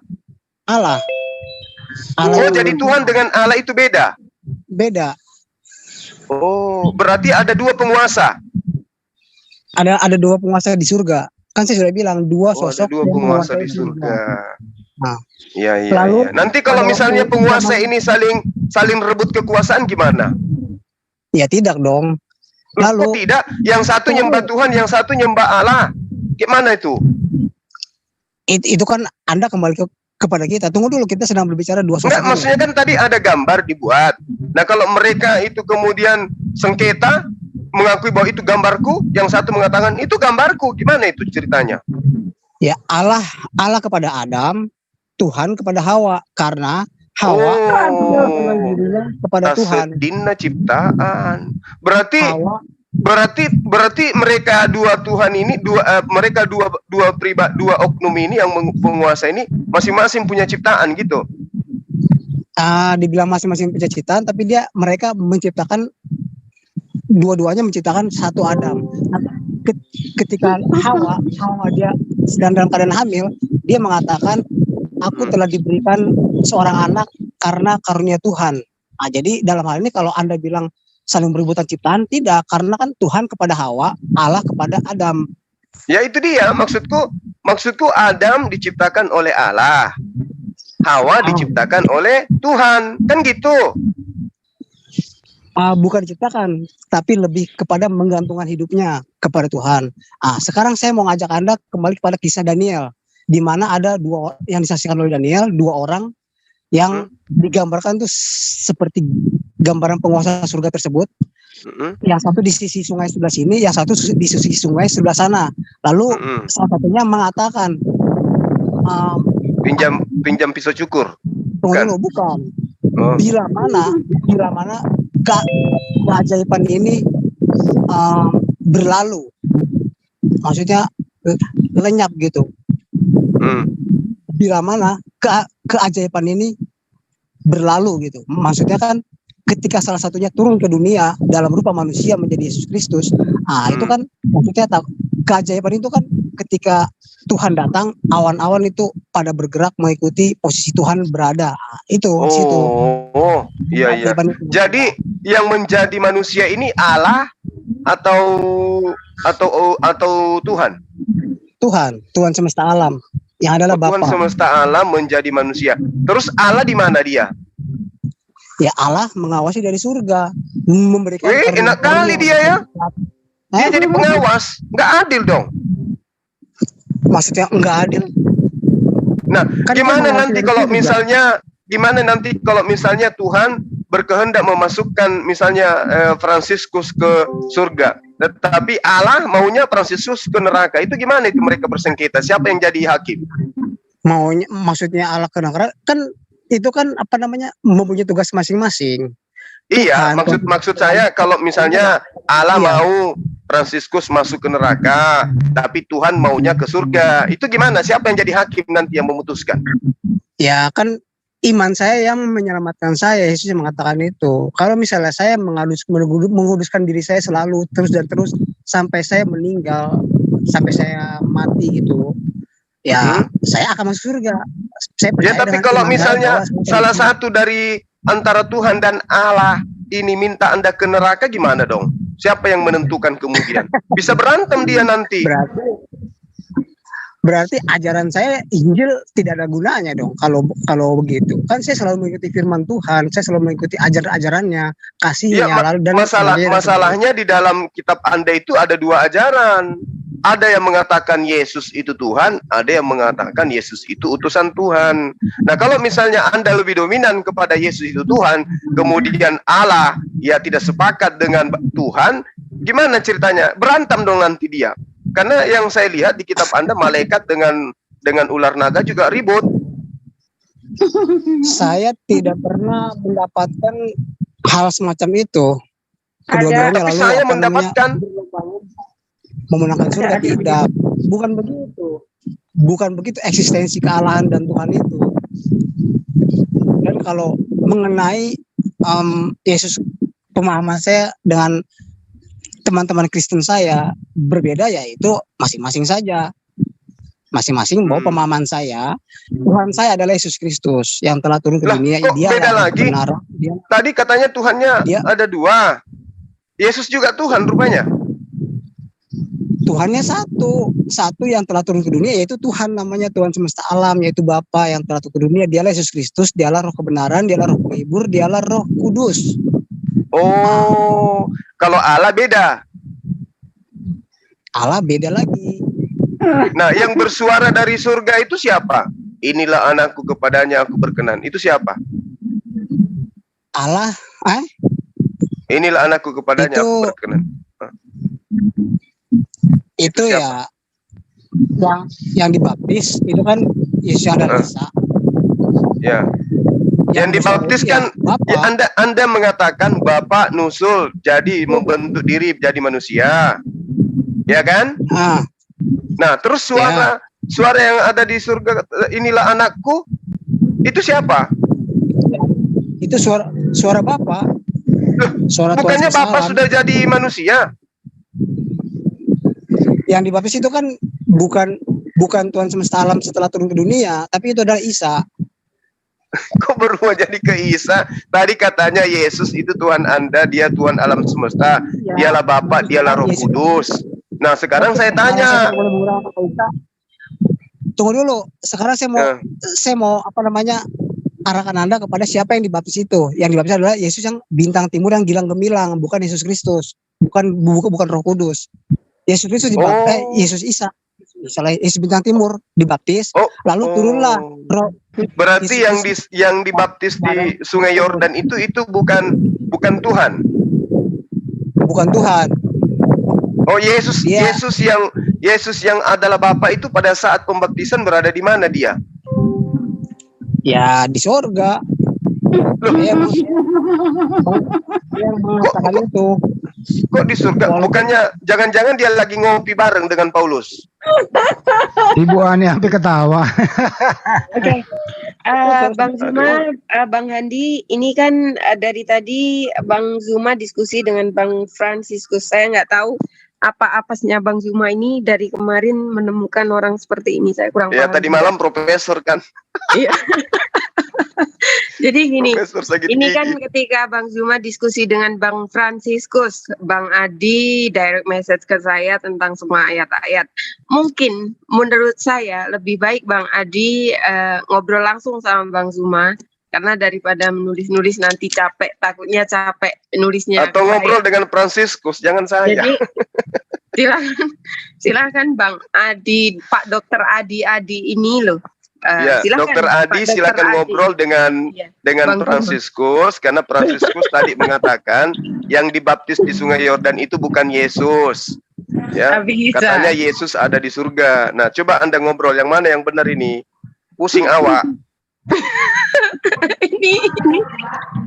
Baik, selamat pagi semuanya. Ya, silakan Pak Dokter. Ngobrol sama Franciscus dulu, saya mau lihat. Longgar waktunya kan, jadi saya diundang Pak Jion, saya sempat-sempatin lah waktu. Jadi gini, Pak Franciscus kan memilih tulis. Jadi Pak Franciscus kan sudah mengatakan bahwa 1 Korintus 8 ayat 6 yang dikutipnya, namun bagi kita hanya ada satu Allah saja, yaitu Bapa, yang daripadanya berasal segala sesuatu dan untuk Dia kita hidup. Dan satu Tuhan saja, yaitu Yesus Kristus, yang olehnya segala sesuatu telah dijadikan dan karena Dia kita hidup. Jadi saya tadi sempat dengar bahwa Pak Fransiskus mengakui bahwa dia memiliki Tuhan Yesus Kristus, dia imannya. Jadi saya menghargai imannya itu, dan itulah yang diyakini berdasarkan kitab suci. Dan saya pun mengakui bahwa Yesus itulah Tuhan yang benar, satu-satunya Tuhan yang benar. Dasar saya adalah ada tertulis saya udah beberapa kali nyatakan itu, dasar saya ada di Keluaran 6 ayat 2 bahwa selanjutnya berfirmanlah Allah kepada Musa, akulah Tuhan atau akulah Yahweh. Lalu di ayat 2-nya, Yahweh telah menampakkan diri kepada Abraham, Ishak dan Yakub sebagai Allah yang Maha Kuasa, tetapi dengan namaku itu belum menyatakan diri. Jadi Yahweh itu dengan namanya itu belum dinyatakan. Yang menyatakan namanya Yahweh itu adalah Yesus, dan di Yohanes 1 ayat 18, anak Tuhan Allah yang ada di pangkuan dialah yang menyatakan, tertulis lagi di Yohanes 17 ayat 6 bahwa aku telah menyatakan namamu kepada semua orang. Jadi nama Bapa, nama Yahweh telah dikatakan Yesus kepada semua orang. Iya, tapi Pak Dokter, mohon maaf, Yesus tidak pernah menyatakan dirinya dengan nama Yesus, Pak. Ada nggak ayatnya? Namaku adalah Yesus. Ada nggak, Pak? Sebentar ngomong. Jadi Yohanes 17 saya baca ayat 11, dan aku tidak ada lagi di dalam dunia ini, tetapi mereka masih ada di dalam dunia.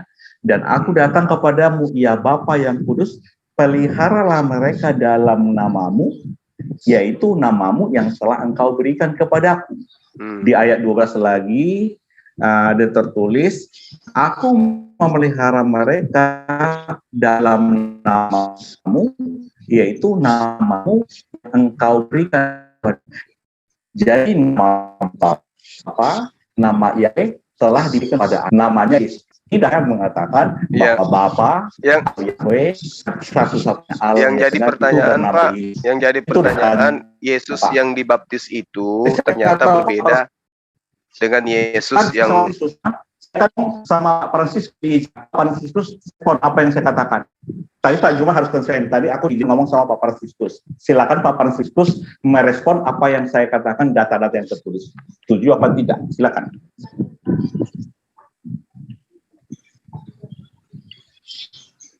Iya, maaf saya belum respon Anda karena saya ada sedikit gangguan sedikit. Apa namanya? Baik, saya ulang. Jadi satu-satunya Allah yang benar itu Yesus Kristus. Itu yang saya katakan. Bapak setuju nggak?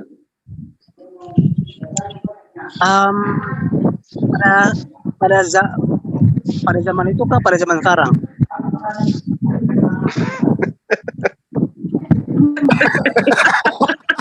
Ada perubahan ini, Pak Dokter, ada perubahan kartu keluarga dulu dan sekarang beda. Tergantung zaman Pak Dokter. Ngopi dulu sajalah ini. Oke. Kalau Pak Fransiskus yang dipahami Pak Fransiskus, Injil Matius, Markus, Yohanes itu sebenarnya kalau pemahaman saya yang mengatakan bukan Yesus Kristus, tapi Yesus yang adalah bintang timur yang gilang gemilang, atau yang di Al-Quran disebut Isa. Itu dia yang mengatakan siapa Allah yang benar itu, siapa Tuhan Allah yang harus disembah, Tuhan Allah. Nah, itu Roh Kudus kebenaran Yesus itu. Jadi di dalam kitab Injil yang lebih banyak mengajar, lebih banyak berfirman adalah Yesus yang bintang timur gilang gemilang, bukan Yesus Kristus. Nah, tuh Pak Adi, beda Yesus bintang timur gemilang dengan Yesus Kristus, beda menurut Pak Fransiskus. Itu gimana itu Pak Dokter? Sama-sama Trinitas. Baik. Yesus Kristus kehidupannya dia izinkan saya ngomong sama Pak Fransiskus. Ya silakan. Iya. Ini Fransiskus Pak, murid karena saya. dia katakan Yesus itu dua. Iya. Ini murid saya nih dokter ini. Dokter ini murid aku ini. Hati-hati ya.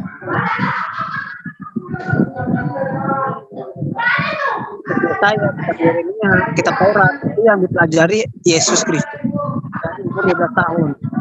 Nah, ketika dia besar, dia apa namanya? Memang dia sering ada di antara murid. Yesus yang ada di bintang timur mengatakan kedatangan kerajaan Allah bukan datang dengan tanda-tanda lahiriah. Apabila ada orang mengatakan lihat ia di sini, lihat ia di sana, jangan kamu ke situ. Lalu dia mengatakan kerajaan Allah itu ada di antara kamu. Siapa kerajaan Allah itu? Ya Yesus Kristus, Roh kebenaran, Roh Kudus ada di antara mereka. Akhirnya Petrus disuruh menjaga. Kasihlah Tuhan Allahmu dengan segenap hatimu, dengan segenap akal budimu, dan dengan segenap kekuatanmu. Kekuatan dalam ini kan otot fisik. Jadi ya Yesus Kristus ada bersama Petrus dan para rasul dijaga oleh mereka sampai terjadilah penyaliban itu. Begitu. Oleh karena ketidaksabaran para kaum Farisi, para kaum Saduki, para pemuka agama Yahudi untuk menyatakan kebenaran kebangkitan Kristus yang dibantah oleh mereka. Bukankah Yesus Kristus lahir untuk adanya perbantahan? Benarkah Kristus akan bangkit? Roh kebenaran itu namanya roh kebenaran. Dalam hal ini istilahnya roh kebenaran. Benarkah Kristus akan bangkit? Karena ketidaksabaran mereka lah terjadilah penyaliban itu. Begitu. Lalu yang memerankan yang bangkit, itu adalah Yesus yang adalah bintang timur yang gilang gemilang. Sedangkan Yesus Kristus belum bangkit tapi dia sudah ada di surga Allah. Dia sudah ada di surga Allah. Yang memerankan bangkit itu adalah Yesus yang bintang timur yang gilang gemilang, lalu dia terangkat ke surga. Kenapa sih mengatakan begitu? Ya karena dia bangkitnya dalam rupa daging, masih dalam rupa daging dan tulang. Jadi ya yang tersalibkan itu dengan orang yang bangkit itu dua sosok lagi, orang yang berbeda. Waduh, parah nih. Ini nggak ada di Alkitab tuh kayak gitu tuh. Gak ada ayatnya. Ada. Yesus Kristus tersalib. Lalu setelah itu beberapa hari kemudian dia menyatakan dirinya bahwa dia telah bangkit. Itu sebenarnya bukan Yesus Kristus. Itu adalah Yesus yang adalah itu Yesus itu yang gilang gemilang. Nanti dia adalah yang bangkit itu pada zaman sekarang dialah Allah saya, Allah yang hidup. Ini dari mana ya pengertian seperti dalam ini? Al-Quran dia adalah Isa. Dalam kekristenan dialah Allah saya, Allah yang hidup. Tapi Anda tidak mengakui Luga Tambunan sebagai nabi Anda kan? Dia yang mewakili Allah yang dalam perjanjian lama. Dia mewakili Allah yang ada di surga, yang mewakili Allah. Luga Tambunan. Makanya dia dalam kitab Wahyu mengatakan, barang siapa menang, dia akan kuberikan semuanya. Lalu aku akan menjadi Allahnya dan dia akan menjadi anakku. Itu yang mengatakan Yesus adalah yang bintang timur yang gilang gemilang. Seperti itu pemahaman saya. Berarti kalau begini, Bang Fransiskus, stop. Berarti kalau begini, ini antara Bang Fransiskus sama Pak Dokter Adi ini kita akan memilih siapa yang waras di antara keduanya. Oke, tapi sayangnya oleh umat Islam yang gereja Tauhid Ortodoks itu dipelintirkan oleh mereka untuk melawan kaum Kristen. Padahal Yesus yang adalah Isa yang adalah bintang timur gilang gemilang tidak menginginkan hal itu, bahwa mereka harus mengasihi kami sebagai orang Kristen. Begitu. Kristen yang mana dulu nih? Kristen yang mana dulu? Tidak semua orang Kristen akan selamat loh. Tidak semua orang Kristen sebenarnya bukan Kristen juga mengikut Kristus, Injil, karena kan Kristen loh. Aku Kristen. Zaman itu Kristen belum ada Kristen, tapi pengikut Kristus, pengikut Injil, yaitu para rasul, Petrus, Paulus, dan kawan-kawan. Dan ketika Yesus Kristus belum bangkit, ya saya mengetahui tauhid yang benar dalam hal ini.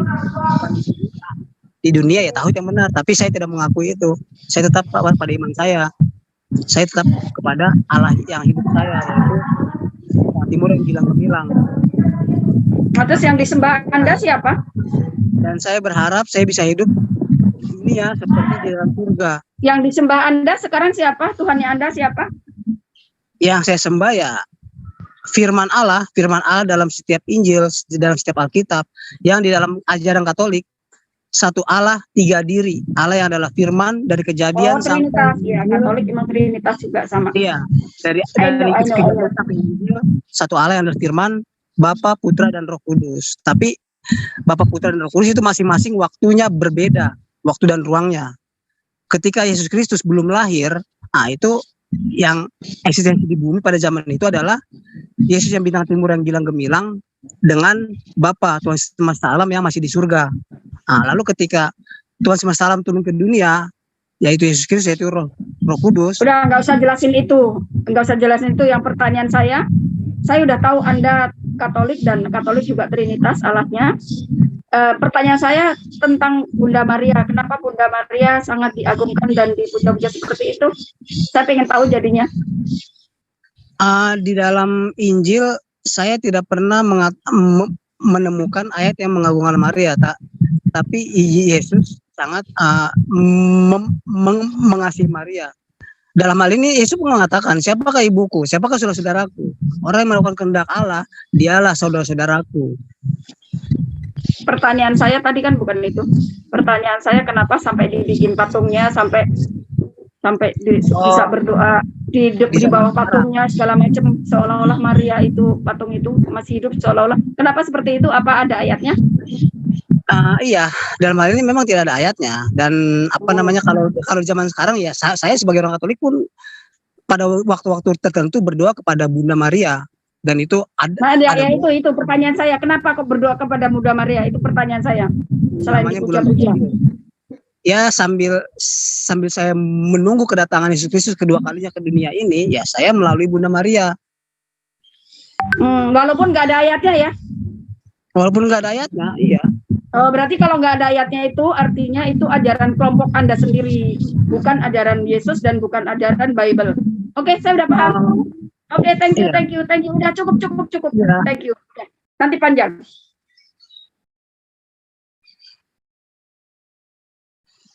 Pak Dr. Adi, silakan.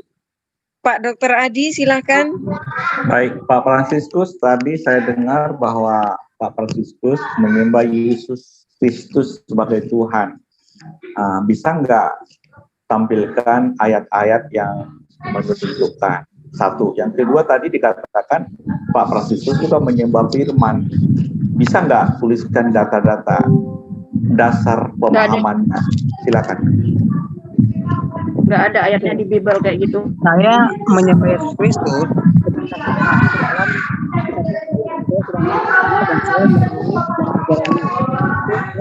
Suaranya kurang kencang, Pak. Ketika saya keluar dari Alkitab, keluar dari Injil, saya menyembah saya adalah firman. Sampai kitab Wahyu. Suara Pak Presiden nggak dengar. Nama Yesus yang adalah Bintang Timur yang gilang gemilang. Ini beda banget, ini nggak ada di Bible semua yang dikatakan. Gilang gemilang memang ada di kitab Wahyu. Ada di kitab Wahyu yang gilang gemilang, Bintang Timur gilang gemilang. Ya. Tapi itu menunjukkan Yesus. Iya betul. Tetapi itu masih penglihatan ke Yohanes di Pulau Patmos. Yang maksud saya tadi terlanjur saya dengar bahwa Pak Fransiskus menyembah Yesus Kristus, satu menyembah firman. Datanya di mana, Pak? Silakan ditampilkan. Ini kan diskusi nih. Iya, Pak. Tapi saya sudah dengan tegas mengatakan bahwa ayat yang seperti itu tidak ada. Saya itu udah berkata Bible itu tidak ada ayat yang mengatakan. Beri kesempatan kepada Fransiskus. Kita beri kesempatan kalau ada datanya. Oke. Nggak ada, Pak. Nggak ada datanya. Nggak ada ayatnya. Tentang Bintang Timur yang ke depan dalam kitab Wahyu. Anda ingat ketika Bintang Timur menunjukkan arah kepada para maju mempersembahkan dengan emas dan mur. Jadi dia baru berpikir Bintang Timur itu Bintang Timur yang gilang gemilang itu. Ya, itu beda lagi. Lalu yang kedua, untuk saya menunjukkan dalil-dalil, saya harus bila mana saya menyembah Yesus Kristus adalah firman. Saya belum bisa masuk ke dalil karena saya tidak ingat, saya tidak hafal dari yang ada. hanya gambaran besarnya saja. Iya, sekian apa? Saya dulu ya. Silakan di YouTube atau bagaimana? Mbak Josel, mohon maaf yang suara feedback sangat berisik sekali itu kalau bisa pas nggak berbicara ditutup itu bisa nggak Mbak Josel?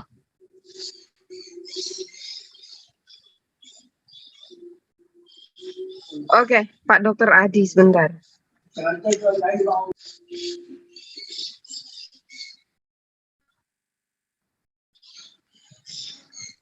Ini siapa yang mau ngomong ini? Ini Pak Dokter Adi atau Bang Fransiskus yang kemana-mana kita diajak piknik muter-muter atau bagaimana?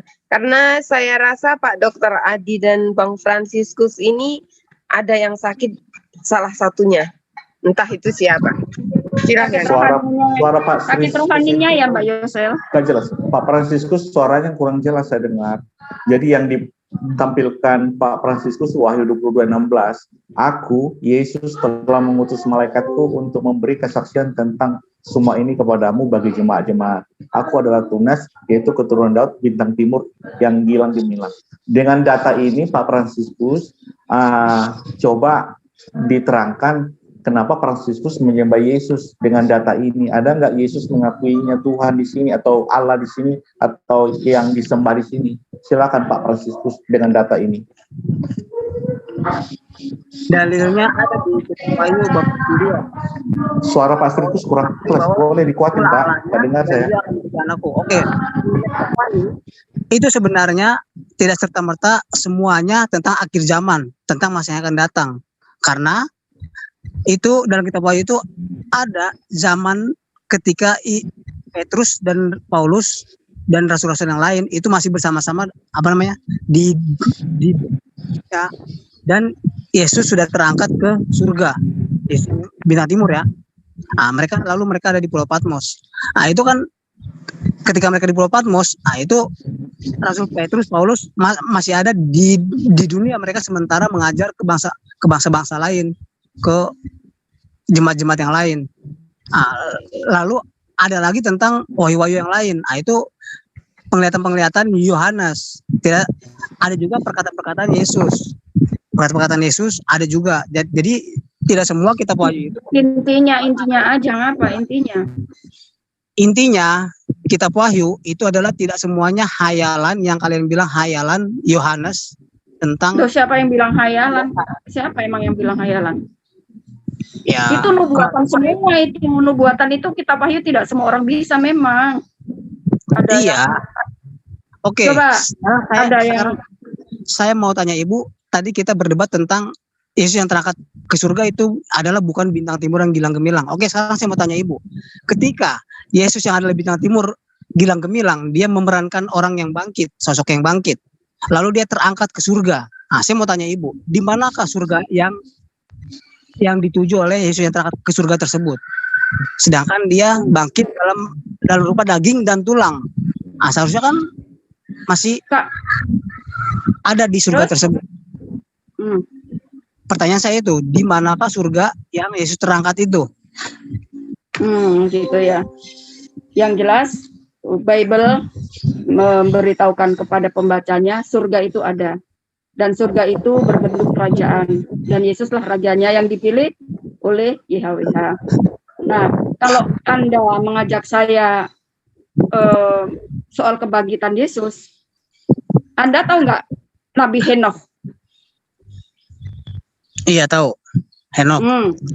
Nabi Henokh itu karena YHWH mengasihi dia, karena saat perang tidak mau Henokh itu mati karena perang, ya, karena dibunuh oleh musuh. Nah, makanya langsung diangkat, langsung ditiadakan. Kalau di mata kita langsung tidak kelihatan, tapi itu yang tahu persis adalah Allah, Yahweh ya. Jadi contoh, kalau Yesus sebenarnya ketika bangkit juga Yesus sudah, kalau Yesus ketahuan, Yesus seperti roh, tetapi jasadnya sama dengan Henokh. Tidak bisa kita ketahui kan waktu murid-muridnya datang ke kubur Yesus itu kan cuma ada kain kafannya aja, ya kan? Jasadnya udah nggak ada. Jadi persis Henokh. Itu kalau mau melihat kebangkitan. Cuma ini kalau mau lihat dari kebangkitannya. Tetapi kalau Yesus kan, kalau Henokh kan hanya sampai di situ, tidak secara detail ditulis semuanya. Kalau Yesus kan ditulis semuanya. Nah, Yesus ketika bangkit, lalu hari ke-40 naik ke surga itu, dia kembali ke wujud yang semula. Saya sudah berulang kali di Zoom ini mengatakan bahwa Yesus itu sebelum bumi ada, Yesus sudah diciptakan di surga, Yesus sudah punya kemuliaan di surga. Diciptakan seperti apa Yesus? Yesus diciptakan makhluk roh seperti malaikat. Malaikat itu juga roh. Roh itu tidak bisa dilihat oleh mata kita, mata secara jasmani seperti ini. Tetapi ada, iya kan? Ada. Di Yohanes 4 ayat 24 juga dikatakan kalau Allah itu roh. Nah, seperti itu. Ada tapi tidak kelihatan. Itu adalah sosok makhluk pribadi roh. Jadi Yesus ketika mati, bangkit, lalu naik ke surga, ya kembali lagi ke kehidupan yang semula. Itu banyak ayatnya. Contohnya di Yohanes 17 ayat 5, di sana dikatakan bahwa Yesus pernah tinggal di surga, punya kemuliaan di surga sebelum dunia ada. Nggak usah lari ke penciptaan yang Yesus diciptakan lah. Itu saja, satu ayat itu aja. Jadi Yesus kembali ke surga. Nah, bintang fajar yang hilang gemilang itu juga sosok Yesus itu. Itu Yesus. Itu pribadinya Yesus. Nah, untuk mengetahui bahwa Yesus benar-benar Yesus yang mati, karena tadi Bapak yang Katolik itu siapa tadi?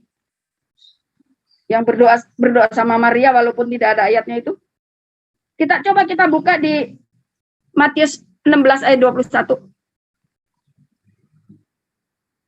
16 ayat 21 itu intinya ya. Yesus saja sewaktu masih berada di bumi, masih hidup, dirinya sudah tahu kalau dia akan disesah, akan dianiaya, akan dibunuh, akan mati, lalu akan bangkit pada hari yang ketiga. Dan itu terbukti. Kata-kata Yesus belum mati loh. Dirinya sudah tahu bahwa akan terjadi seperti itu. Akan dibunuh oleh bangsanya sendiri, akan disesah, akan dianiaya, dan akan mati, dan akan bangkit pada hari yang ketiga. Itu Yesus. Dari satu ayat itu aja, sudah memberitahukan kepada kita bahwa yang mati, yang disalib, lalu bangkit, itu adalah Yesus. Lalu yang hari ke-40, dia naik ke surga. Kembali ke kehidupan yang semula. Dan untuk yang khususnya Trinitas, itu sebenarnya tidak mengajarkan Trinitas. Hal-hal seperti itu, dipahaminya seperti itu. Yesus kembali ke kehidupan semula, lalu duduk di sebelah kanan Allah, Bapa Yahweh. Ya, di surga maupun di bumi, Yesus tetap ciptaan, Yesus tetap utusan, dan Yesus tetap anak Allah yang diciptakan. Oke, sampai di situ. Pengertiannya seperti itu. Alkitab mengatakan seperti itu ayat-ayatnya. Baik, saya tanggapi Bu Ani. Ternyata pemahaman Ibu kan saya udah tampilkan di situ semua ayat-ayatnya, cuma butuh waktu yang lama sih. Sementara waktu saya terbatas, tapi secara singkat saya akan tampilkan. Di Wahyu 3 ayat 14 itu, inilah firman dari Amin, saksi yang setia dan benar, permulaan dari ciptaan Allah. Jadi permulaan dari ciptaan Allah itu adalah firman. Selaras dengan Yohanes 1 ayat 1, pada mulanya adalah firman, firman itu bersama-sama dengan Allah, dan firman itu adalah Allah. Di ayat 3, segala sesuatu dijadikan oleh dan tanpa firman tidak ada sesuatu yang telah jadi dari segala yang dijadikan. Di Ibrani 1 ayat 2, oleh dia Allah telah menjadikan alam semesta. Oleh anaknya, Allah telah menjadikan alam Anaknya kan, semesta. anaknya. Oleh anaknya itu ada. Ibrani 1 ayat oleh, saya bacakan Ibrani 1 ayat 2, maka pada zaman akhir ini ia atau Allah telah berbicara kepada kita dengan perantaraan anak yang telah ia tetapkan sebagai yang berhak menerima segala yang ada. Oleh dia, Allah telah menjadikan alam semesta. Dia di situ adalah anaknya. Dia di situ boleh Yesus. Dia di situ boleh Sampai selesai firman. dan sampai ayat Karena 4 dong. Sampai ayat 4 itu harusnya biar dapat semuanya. ya maksud saya, sebelum saya 4 itu saya terangkan dulu dia anaknya yang dimaksud itu siapa? Oleh dia, oleh anaknya, Allah telah menjadikan alam semesta. Sampai di sini udah mengerti, jangan terus 3, 4 semua terus. Jadi satu ayat saya tampilkan dipahami itu dulu. Ngerti nggak? Oleh dia, Allah telah menciptakan alam semesta. Dia yang masuk di dalam situ adalah anaknya. Jadi pemahaman saya, anaknya itu adalah Yesus. Selaras dengan Galatia 4 ayat 4 bahwa Allah telah mengutus anaknya yang lahir dari seorang perempuan. Jadi anaknya yang diutus itulah yang di Ibrani itu. Kan diutus, Ibrani kan diutus. Nah, di Galatia 4 juga diutus dari seorang perempuan. Jadi oleh anaknya yang diutus Allah di alam semesta. Respon Ya terus pengertiannya. Siapakah anaknya? Oleh Ya, sekarang pengertiannya Bapak gimana itu ayat itu? Nah, jadi yang seperti saya tadi bahwa firman itu adalah permulaan dari ciptaan Allah. Maksudnya bahwa dengan firmanlah Allah menciptakan segala sesuatunya. Itu pengertian saya. Oke, firman ketika belum menjadi Yesus itu berbentuk apa di surga? Firman itu berbentuknya seperti apa? Kan saya udah jelaskan berbentuk roh, seperti malaikat. Firman itu, Yesus itu. Ya.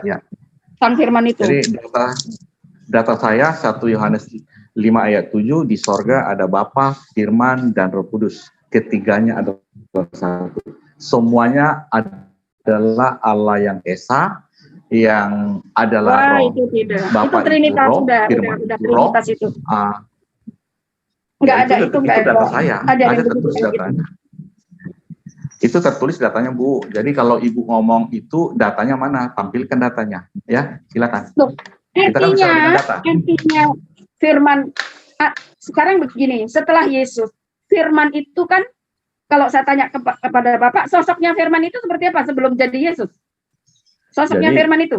Kan saya sudah jelaskan. Kalau Bapak bantah, saya jelaskan si firman itu ketika di surga dia itu berbentuk roh. Baik, firman yang akhirnya menjadi Yesus ya. itu. Ibu, saya terangkan apa yang saya pahami ya. Jadi data yang saya beda pahami pemahamannya Alkitab sama pemahamannya Trinitas itu beda. Ibu, saya ngomong atau Ibu dulu, silakan. Ya ayat-ayat itu Pak. Oke, saya ngomong dulu ayat yang tadi Bapak baca. Ngomong, silakan. Udah Bapak jelaskan dulu, nanti saya ulang lagi deh. Saya kayaknya tadi udah jelasin itu. Menurut Bapak, ayat yang tadi barusan Bapak baca itu pemahamannya Bapak gimana? Pemahamannya gimana? Tadi kan lari ke Trinitas, ajaran Trinitas. Udah dibilangin Alkitab tuh nggak ada mengajaran Trinitas kok. Sedangkan Ibu ngomong, nah maka saya mau sudah mau saya kan, Ibu ngomong. Ibu ngomongin. Ngomong. Tentang ayat tadi, tentang ayat yang dibaca. Tentang ayat yang dibaca. Tentang ayat yang dibaca Bapak tadi. Kan pada zaman dulu kalau Allah berurusan dengan nenek moyang kita, dengan para nabi. Nah sekarang di akhir zaman melalui Yesus. Dan Yesus ini juga oleh dia segalanya diciptakan, gitu kan? Berarti Yesus juga menciptakan alam semesta. Tidak dikatakan alam semesta ya Pak, tadi ayatnya ya? mencipta gitu ya. Jadi gini, semua orang pembaca Bible itu tahu ketika Yesus berada di bumi, Yesus tidak menciptakan yang tadi disebut di Ibrani, yang disebut di Kolose 1:15 ayat 17 ya. Nah, ketika penciptaan itu Yesus bersama-sama dengan Bapaknya itu di Amsal 22 sampai 35. Yesus ada di sana beserta Bapaknya. Yesus ada di sana ketika Allah membentangkan langit. Yesus ada di sana ketika Allah mengukur bumi. Yesus ada di sana ketika Allah memisahkan antara cakrawala dan air supaya tidak meluap. Ya. Yesus ada di sana bersama-sama dengan Bapaknya yaitu YHWH. Jadi kalau Yesus dikatakan sang pencipta, tetapi Yesus diberi kuasa. Yesus tidak bisa berbuat apa-apa tanpa Bapaknya. Itu ya. Baik, saya gangguan sinyal, Bu. Saya nggak bisa dengar dari awal.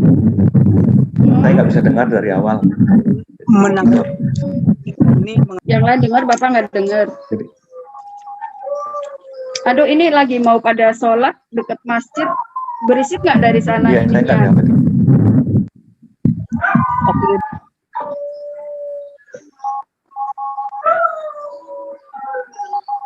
Fransiskus, tolong diperbaiki mic-nya itu ya, noise di sini. Agak menjauh dari kipas angin, suaranya berisik di sini. Ya, lanjut Bu Ani sama Pak Dokter. Saya tadi udah menjelaskan ya bahwa sanggahan dari, saya menjelaskan kata-katanya yang tadi Pak Fransiskus yang dari Katolik tadi. Katolik dan semua Kristen selain Saksi Yehova dan Unitarian itu semuanya Trinitas, Pak. Jadi kalau menjelaskan ayat-ayat itu pasti akan diputar-putar dan tujuannya akan bilang Trinitas yang sekali lagi ya, saya jelaskan soal Bapa, Putra, dan Roh Kudus ya. Bapa itu adalah Allah Israel yang Esa, yaitu YHWH.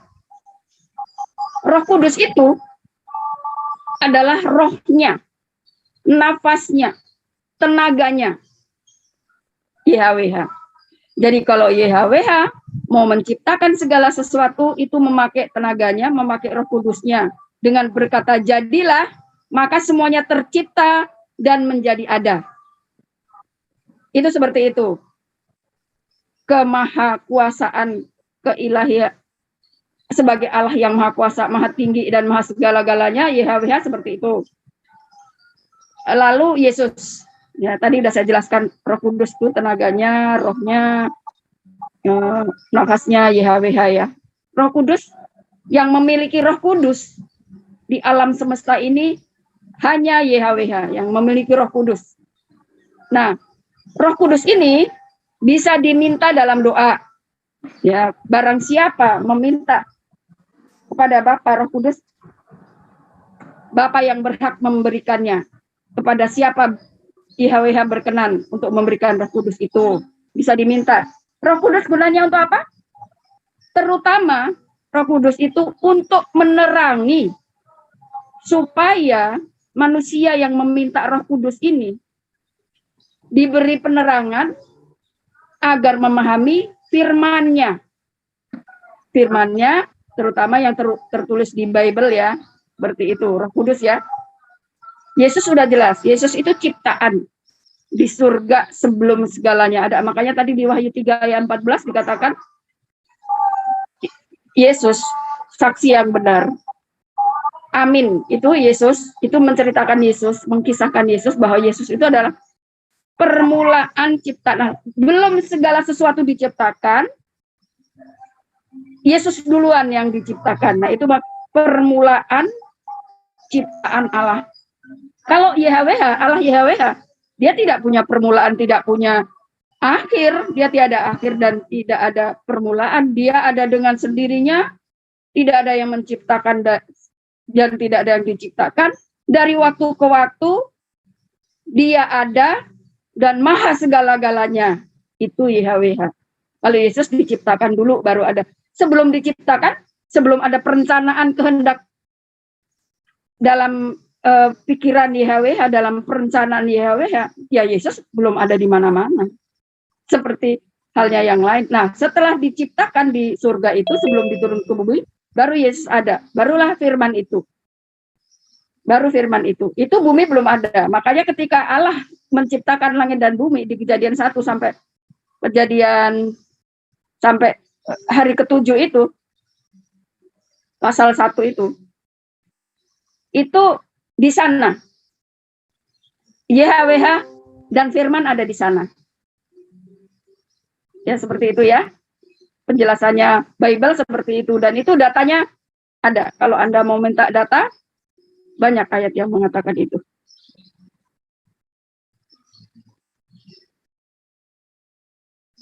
Oke? Seperti itu, Bang Juma, Bang Handi, dan Mbak Joel. Jadi tidak ada kata Trinitas loh. Kalau kita membahas satu persatu, tidak ada Trinitas. Yang bilang Trinitas itu pencetusnya ya tadi, Bapak-Bapak gereja. Alkitab tidak mengajarkan Trinitas. Seperti itu, Roh Kudus seperti itu, firman seperti itu, dan YHWH sebagai sesembahan di Bible adalah ditujukan kepada Bapa YHWH. Bapa itu gelar dan YHWH adalah nama Allah Israel. Oke, sampai di sini dulu. Oke, mungkin silakan Bang Dr. Adi untuk menanggapi. Baik, saya tanggapi, tapi tolong Bu Ani jangan dipotong ya. Jadi Ibu bicara saya nggak potong, ya. Oke. Jadi Bu Ani, Bu Yani, saya udah ngomong tadi bahwa Wahyu 3 ayat 14, dan tuliskanlah kepada malaikat jemaat di Laodikia, inilah firman dari Amin, saksi yang setia dan benar, permulaan dari ciptaan Allah. Di Wahyu, di Amsal 8 ayat 12 juga ada, aku hikmat tinggal bersama-sama dengan kecerdasan dan aku mendapat pengetahuan dan kebijaksanaan. Di Amsal 8 ayat 22, Tuhan telah menciptakan aku sebagai permulaan pekerjaannya, sebagai perbuatannya yang pertama-tama dahulu kala. Amsal 8 ayat 23, sudah pada zaman purbakala aku dibentuk pada mula pertama sebelum bumi ada. Amsal 8 ayat 30, aku ada sertanya sebagai anak kesayangan, setiap hari aku menjadi kesenangannya dan senantiasa bersama-sama di hadapannya. Lalu saya menampilkan 1 Yohanes 5 ayat 7 tadi, sebab ada 3 yang memberi kesaksian di dalam sorga, Bapa, Firman, dan Roh Kudus, dan ketiganya adalah satu. Bapa itu Yahweh, Firman itu perkataan Yahweh, Roh Kudus itu napas Yahweh. Ketiganya adalah satu. Ini yang saya terangkan. Kata Trinitas, kata Tritunggal, saya tidak pernah mengucapkannya. Beberapa kali saya tidak pernah mengucapkan Trinitas, walaupun pernah Mbak Yosel bilang itu Trinitas. Bro Admin juga mengatakan itu Trinitas. Terserah, tetapi data yang tertulis itulah yang saya pahami, bahwa Bapa itu adalah Yahweh. Firman itu perkataan Yahweh, Roh Kudus itu napas Yahweh. Lalu Yohanes 1 ayat 1, pada mulanya adalah firman, firman itu bersama-sama dengan Yahweh, dan firman itu adalah Yahweh. Di 1 Yohanes ayat 3, segala sesuatu dijadikan oleh firman yang adalah Yahweh, dan tanpa firman atau Yahweh tidak ada sesuatu pun yang telah terjadi dari segala yang telah dijadikannya. Makanya di Galatia 4 ayat 2 ada mengatakan Yahweh mengutus anaknya lahir dari seorang perempuan. di Ibrani 1 ayat 2, pada akhir zaman Yahweh telah berbicara kepada kita dengan perantaran anaknya, yang oleh dia Yahweh telah menjadikan alam semesta. Oleh dia Yahweh telah menjadikan alam semesta. Oleh anaknya Yahweh telah menjadikan alam semesta. Oleh firman Yahweh telah menjadikan alam semesta. Lalu di 1 Yohanes 1 ayat 14, firman atau Yahweh, perkataan Yahweh itu telah menjadi manusia dan dia diam antara kita, dan kita telah melihat kemuliaannya, yaitu kemuliaan yang diberikan kepadanya sebagai anak tunggal Bapa atau Yahweh. Itulah Yesus. Jadi Yesus bisa muncul ketika Yohanes 1:14. Dan inilah yang saya pahami, Bu Ani, saya tidak mengatakan Tritunggal walaupun orang berkata saya Tritunggal, terserah, karena data tertulis Tritunggal tidak ada. Jadi pemahaman kita berbeda di sini. Firman itu permulaan dari ciptaan Yahweh, ya, permulaan dari ciptaan Allah, bukan ciptaan yang mula-mula. Kalau ciptaan mula-mula itu di Kejadian 1 ayat 1, Bu. Kejadian 1 ayat 1 saya bacakan. Kejadian 1 ayat 1, pada mulanya Yahweh menciptakan langit dan bumi.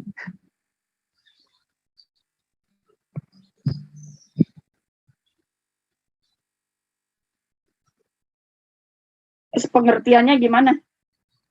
Tadi pertanyaan saya belum dijawab. Si Firman sebelum jadi Yesus itu ketika di surga, tadi katanya di surga kan ada Yahweh, Firman sama apa tadi, Roh Kudus ya, Roh ya. Itu Firman di surga berbentuk apa? Kalau saya sudah menjelaskan bahwa Firman itu Yesus, sebelum Yesus turun ke bumi jadi manusia, Firman itu bentuknya adalah roh, bentuknya roh. Kalau roh dijelaskan roh seperti apa? Roh ya seperti malaikat.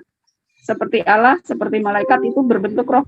Sosok roh, pribadi roh, makhluk roh. Itu malaikat sama dengan Yesus ketika Firman. Ketika belum menjadi Yesus kan Firman.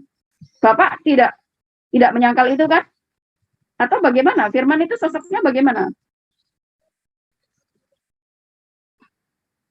Nah, itu satu lagi. Wahyu 3 ayat 14. Amin, saksi yang setia itu siapa itu, Pak? Pak? Tiada jawaban. Oh, oke, sorry, termute. Gangguan sinyal, Bu. Jadi di Wahyu itu merujuk Firman atau Yesus, tapi belum dinyatakan bahwa dia Yesus. Yang dinyatakan bahwa dia Yesus itu memang betul. Setelah dilahirkan oleh Maria sesuai dengan nubuatan. Ya, jadi Yahweh mengutus anaknya yang lahir dari seorang perempuan. Jadi sebelum dia dilahirkan dari seorang perempuan belum bernama Yesus. Tetapi nubuatan tentang Yesus ada di Wahyu 3 ayat 14, ada di Amsal 8 ayat 12, ayat 22, ayat 23, ayat 30. Ada memang itu. Tetapi dengan namanya Yesus itu setelah dilahirkan dari seorang perempuan. Betul. Ibu, mohon maaf saya nggak ada waktu sih. Ibu hanya bisa pagi ya, aku bisa malam. Jadi nggak ketemu kita. Saya bertugas, sorry, saya mohon undur diri. Pak Juma, Pak semuanya, Pak Jion, tapi satu pertanyaan Pak saya dulu. Sebelum tutup, satu pertanyaan saya dulu. Yang disembah Bapak itu siapa? Yang saya sembah, saya udah terangkan tadi sama Pak Ustadz Juma. Oke, saya terangkan dari ulang. Di Keluaran 4. Kata aja siapa gitu. Kan satu. Yesus Kristus, nama Bapa telah diberikan kepada anak, nama Bapa yang telah diberikan kepada anak itu yang saya sembah. Bukan Yesus yang lahir dari Maria, bukan Yesus, tapi nama Bapa, nama Yahweh yang telah diberikan kepada anak, namanya Yesus Kristus. Itu yang saya sembah. Jadi bukan Yesus yang lahir dari Maria. Nyembah anak ya, nyembah anak ya. Ya. Anak yang bukan menyembah anak, diberikan. bukan menyembah. Nama Yahweh yang telah diberikan kepada anak itu yang saya sembah. Bukan anak itu yang saya sembah, ya. Nama Bapa yang disembah, Bapa Bingungin ya. atau Yahweh yang bernama Yesus Kristus. Itu yang saya sembah. Bingungin ya. Bingung bagi yang bingung, tapi saya nggak bingung ya. Oke, Bingungin orang-orang yang mendengarkan. Kan kalau bingung kita ya, mohon izin Bu ya. Ibu Ani, mungkin kita Mohon harus maaf memahami jika ada keadaan juga. kekurangan. Ya, don't worry.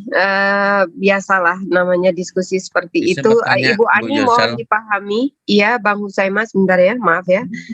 Pak Adi, terima kasih atas waktunya sudah menyempatkan waktu untuk berdiskusi dan menanggapi semuanya. Dan kita kalau ada salah, mohon maaf yang sebesar-besarnya ya, Pak Dr. Adi, karena menurut saya diskusi hari ini adalah lelucon yang sangat luar biasa gitu. Karena aneh itu menurut saya. Jadi semoga ini bisa jadi pelajaran untuk kita semua ya. Dan terima kasih atas waktu Pak Dr. Adi sudah menjelaskan segitu panjangnya. Oke, jadi menurut Pak Dr. Adi, Yesus Tuhannya bukan anak dari Maria Magdalena. Jadi oke, kita bisa ambil titik poinnya dan semoga yang di luar sana bisa terbuka pikirannya untuk lebih berakal yang sehat. Bukan tidak sehat. Karena apa? Sesama umat Nasrani atau Kristen ya, sesama umat Nasrani, tetapi saling bertikai dengan keimanan masing-masing yang diimaninya. Jadi ini adalah sesuatu yang perlu kita semua pelajari, bahwa ketika ajaran itu benar, intinya cuma satu lines, punya satu jalan, yaitu sama semua meskipun beda-beda ya. Misalkan Nahdlatul Ulama atau Muhammadiyah atau apa ya, itu pasti tetap sama tujuan Allah Subhanahu wa taala, Tuhannya cuma satu. Jadi semoga teman-teman yang di luar sana bisa berpikir bahwa Tuhan kita itu tidak mungkin dua, tetapi satu, yaitu pencipta alam semesta dan kita semua. Intinya cuma satu ya. Jadi menurut saya ini ajarannya yang tidak benar atau memang apa, saya juga tidak boleh memframing itu. Semoga yang berakal sehat bisa berpikiran waras. Karena apa? Tentunya pelajaran yang berharga itu adalah ketika sesama Kristen saja saling membidatkan ajaran masing-masing, apakah itu dinyatakan sebagai ajaran yang benar? Apakah kitab hasil penyelidikan itu adalah ajaran yang benar? Semoga yang lain bisa sadar dan semoga bisa berakal. Oke, untuk Bang Fransiskus yang